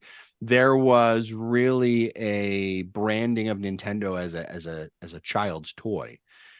And so I think that somewhere along the lines, and I think Nintendo struggled a little bit with this actually, even coming through the N64 and a little bit in the GameCube of what their identity and what was making them different. Their IP was making them different, but what was their broader approach? And I think when they found their way into the Wii, they were able to find their blue ocean strategy for mass appeal marketing and sort of leaning into, we are kid friendly, we are family friendly, we are an approachable system that can be in every area or every place, and we have IP that are family friendly, and let's lean into that appropriately, right? Like, let's be really honest here. The fact that the Wii was a white, small, very compact device or platform that did not look threatening or challenging or difficult to use. Look like at the original Wii remote. Xbox. That thing's a Look at beast. look at the Wii remote itself. All of a sudden creates a different approachability, right? All of those things are very, like, those are design aesthetics designed specifically to invoke specific emotions. Look at an Xbox, look at a PlayStation, right? They're big, they're massive, they're bulky, especially when you look at those generations, right? And so Nintendo began to, I think, understand the Duke controller versus the Wii remote. Yeah. Oh my gosh, yeah. It understood that there was a market that they had an opportunity to really lean into. So I think they were originally competing against Sega, and I think the 90s were a little bit of a risque kind of commentary. And then they understood the value of sort of being, I'm going to use the word, family friendly, and were able to build a brand and a platform around family friendly, approachable content, because that's what the other game consoles weren't doing. And so that's how they won. That's how they win that space. That's how they won the kind of blue ocean strategy. That's how Wii's were in every place to go. Right. And so I think that they've understood that. And so I think that for like the last 15 years, I'm going to be frank, they've sort of figured out their assignment. Not that they were not friendly, not that they were not family friendly before, but I think they hadn't really fully understood what that was. And I think also part of it is just the 90s were the 90s. Everything was more edgier. Yeah. Everywhere. It isn't just Nintendo. So yeah, there was a lot of and then things got emo in the 2000s, and then now we have now. Yeah. I mean, anyone else remember the Gecko Dex, or Gecko commercial? Not Dex, and the print ad of him holding Janet Janet Jackson's, she's topless, and he's holding her. It's a recreation of her album cover. Correct. Yeah, exactly. Which was already quite risque, and now you've got a animated gecko holding her. Yeah, and then I mean, there were some that you go back and you look at it and you're like, Nintendo. What? But I remember it wasn't just them. If you subscribe to Electronic Gaming Monthly back then, there were some pretty risque ads. Yeah, for sure. It was all about capturing. But that was your. But that was also, like, think about it, and again, I don't want to harp on this too long. I know we want to get off it. The early 90s, especially in North America, were the wild, wild west of the video game industry. The ESRB hadn't been established yet, right? There was not the same rating scales. Everything that was violent and bad in North America was being associated with video games, right? And Congress was happy to like pull video game companies to the hill and have conversations about blood and rating, and that it was going to corrupt the children. Oh, what about the children? Right, sort of statement. And so it was wild, wild west. So even the advertising was very wild, wild west in regards to pushing envelopes and being risque. And now with movies and comics and television, everything got, just being part of a new media. They went through their cycle of think of the children, even though it was garbage. Yeah, the 90s were the teenage angst of the video game industry, right? And then as you move into the early 2000s and now where we are now, and I mean, it's a mature entertainment avenue, it's a mature platform, it's a mature medium that has, it's grown up, right? Much like its player base has grown up. We have people in the normal business world growing up on games, like all of us. And then, in another 20 years, we might finally have senators that grew up on gaming. Yep. Yes. Well, I think that your point there, Jesse, is good. Is that we have adults who've grown up on gaming, and the people who are running the ads and doing all that, and they want what they enjoy to be taken more seriously. And they realize that maybe some of that approach did not cause that to be taken so seriously. It was shock for shock's value, and it didn't ever really add anything to the product. Because one of the ones that I remember was if you guys remember that Tim was showing off his Game Boy SP earlier, they had the tribal version of that, and like there's this ridiculous ad where they're selling this tribal SP, and Mario's got his sleeve rolled up and he's got a tribal tattoo. It's like, wow, this is totally out of character for Mario. Like, think still about that. He still got that tattoo. We just can't see it. Yeah. Well, that's why he's long sleeves now. Yes. I mean, you think about that. Like now that Nintendo probably does not want that image really associated with Mario, since he's skewed at children. Like, oh, it's okay. Yeah. Children go get tattooed. Yeah. Remember, this is the company right now who doesn't want or is not putting any of their characters in Fortnite because you don't want them carrying a gun. But Mario with the tribal tattoo, Mario can go to Fortnite and carry a gun. Yeah. With Samus. Of course. All right. And he also asked if any of us use Spotify, if we can drop our Spotify wrapped information in the Discord, we can share that. So it's just lo-fi music. So I don't use the Spotify's. Nor do I. Use Apple Music. Yeah, I dropped mine in there. So if anybody's there and interested, that's where it is. Zablanc asks, and this is the last question: is Cyber Monday even a thing anymore? Did Black Friday steal the cyber for itself? Should it be called Cyber Black Friday now? Or should it just be Can I raise something about all these, like the way that we are like naming things? And also, Tuesday is Giving Tuesday. How about you put Giving Tuesday the day before you go out and you spend all your money in all the shops and look for deals? Yeah. How about you try that one? Huh? How about you reverse that one? Giving Tuesday should be before Black Friday. 100%. Are you kidding me?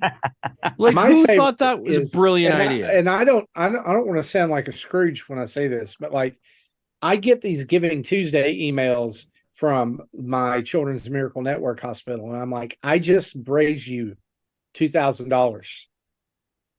What do you want me to give? More. Like, I just did this thing. You just got all this money from Extra Life, from various people.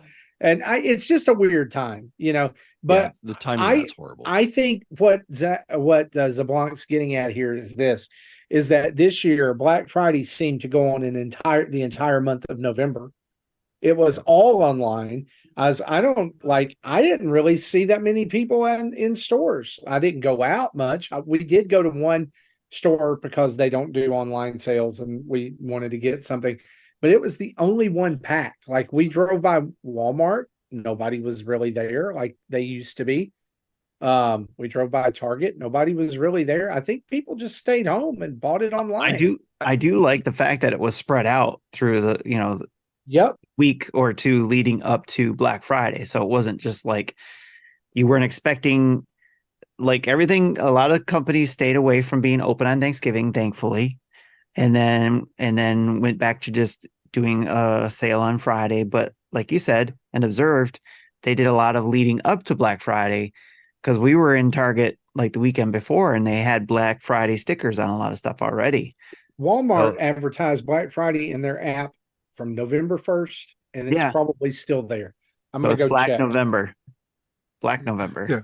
Yeah, one thing that Amazon confused me, the weekend, but like before Cyber Monday, they had eShop cards for 10% off. So I was planning on buying like two $99 cards for $89 each. I didn't get around to doing it until Monday, and by then, actually the day of Cyber Monday, I figured the sale was still there. Nope, it was over. It's so weird. Some of them go super fast, and some of them linger. But I do think that a good point that I saw raised is that besides TVs, which are usually on sale, and besides the $350 PS5 at Target, there wasn't really a lot of video game deals. And you had to be there to get that. There wasn't a lot of like, hey, this selection of games are $20. This selection of games are $30. This selection of games are $40, $10. You know, you didn't, like in the past, you saw bins of that stuff at Walmart. I saw a lot of those leading up again to that Black Friday, not on Black Friday, but it was like I saw good sales on games before Black Friday in November. Well, I think this is sort of the digital age that we live in now, right? Like there were 2 games that I wanted out of my collection, Kirby and Xenoblade Chronicles Definitive Edition, that were digital. I didn't want them digitally. I want them physically. But no one had them physically, and I was like, well, son of a gun. But the eShop had great sales, and I went through some of that last week. Like Red Dead Redemption was 30% off. That game's like a month and a half old. Well, for the Switch version, of course, right? Yeah. But like there's a lot of like really good digital deals. And I think this is sort of goes back to the statement of like the Cyber Monday shopping on Amazon versus going out in person. We are creatures of convenience. We continue to be that way. Right. And so I'm not shocked that we're going to continue to see more digital content. Then you have some merchants that are trying to make their own bundles just for the sake of doing a bundle. I forget who it was, but I saw a picture of a bundle that was selling for $300. It was a system. I'll get to the system in a bit, that came with an Xbox One copy of FIFA and like an Xbox game card bundled with an Xbox Series S that has no disk drive. Oh, wow. It's the digital only version of Xbox that comes with a game that you can't play. It did look like the S was more available for in bundles and just online than the X. But I didn't watch it too. But I think like we're at a point right now where anybody who wants like an Xbox Series X or a PlayStation 5 can get one. Yeah. I never thought we'd say that, but we've arrived. It only took 3 years. Going into Best Buy and seeing a wall of those systems, I was like, everybody's going to be able to get the system they want this year. So yeah, and you know, if you can find someone at Best Buy to help you. My local Walmart is full of Switch OLED special editions. They've got the Mario, they've got Zelda, they've got the white Joy-Cons, so they're ready to go. A lot of kids I see asking for Nintendo Switches this year. Yep. So maybe another little sales record there for Nintendo at the end of this quarter. Yeah. Yeah. All right. Well, great questions. And with that, we round out our show. And we want to thank you for hanging here with us for episode 455 of Nintendo Dads. And also a huge thanks to our Patreon producers as we close out the show. That's Dave Ernsberger, Jacqueline Amira, and RJ Kern, as well as our 90 plus other patrons and Twitch Prime subscribers. You guys help keep the lights on over here at Nintendo Dads HQ. You can join them by going to patreon.com/Nintendo Dads and joining up for even just $1 a month.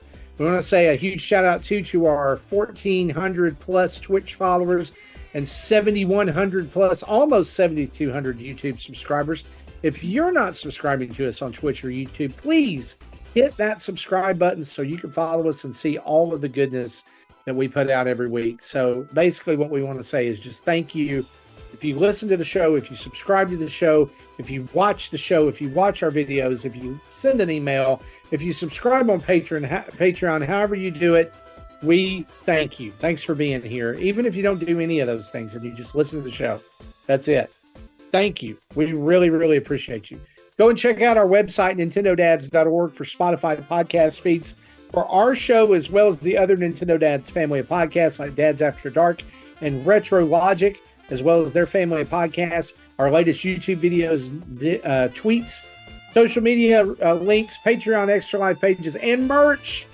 And speaking of spending money, don't forget, check out our sponsors, Manscaped, where you can get 20% off your Manscaped order with free shipping by using the code NINDADS. That's NINDADS.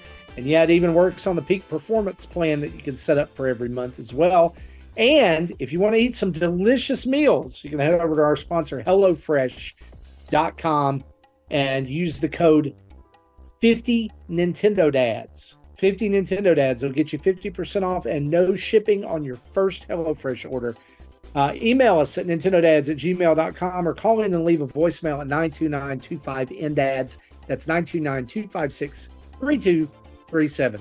Big thanks to OC Remix for the music used throughout the show. And reminder, wherever you listen to us, if you can leave a review there, do 5 stars. That's 5 stars. And leave a comment. It helps push us up the charts, helps people find the show, and introduces them to your favorite dads, right? This has been episode 455 for me, for Justin, for Jesse, for Tim. We'll see you next week. Bye-bye.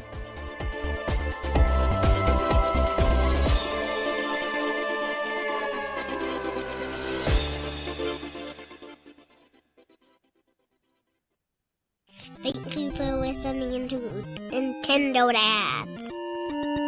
Do you know who I am? Nintendo Dads.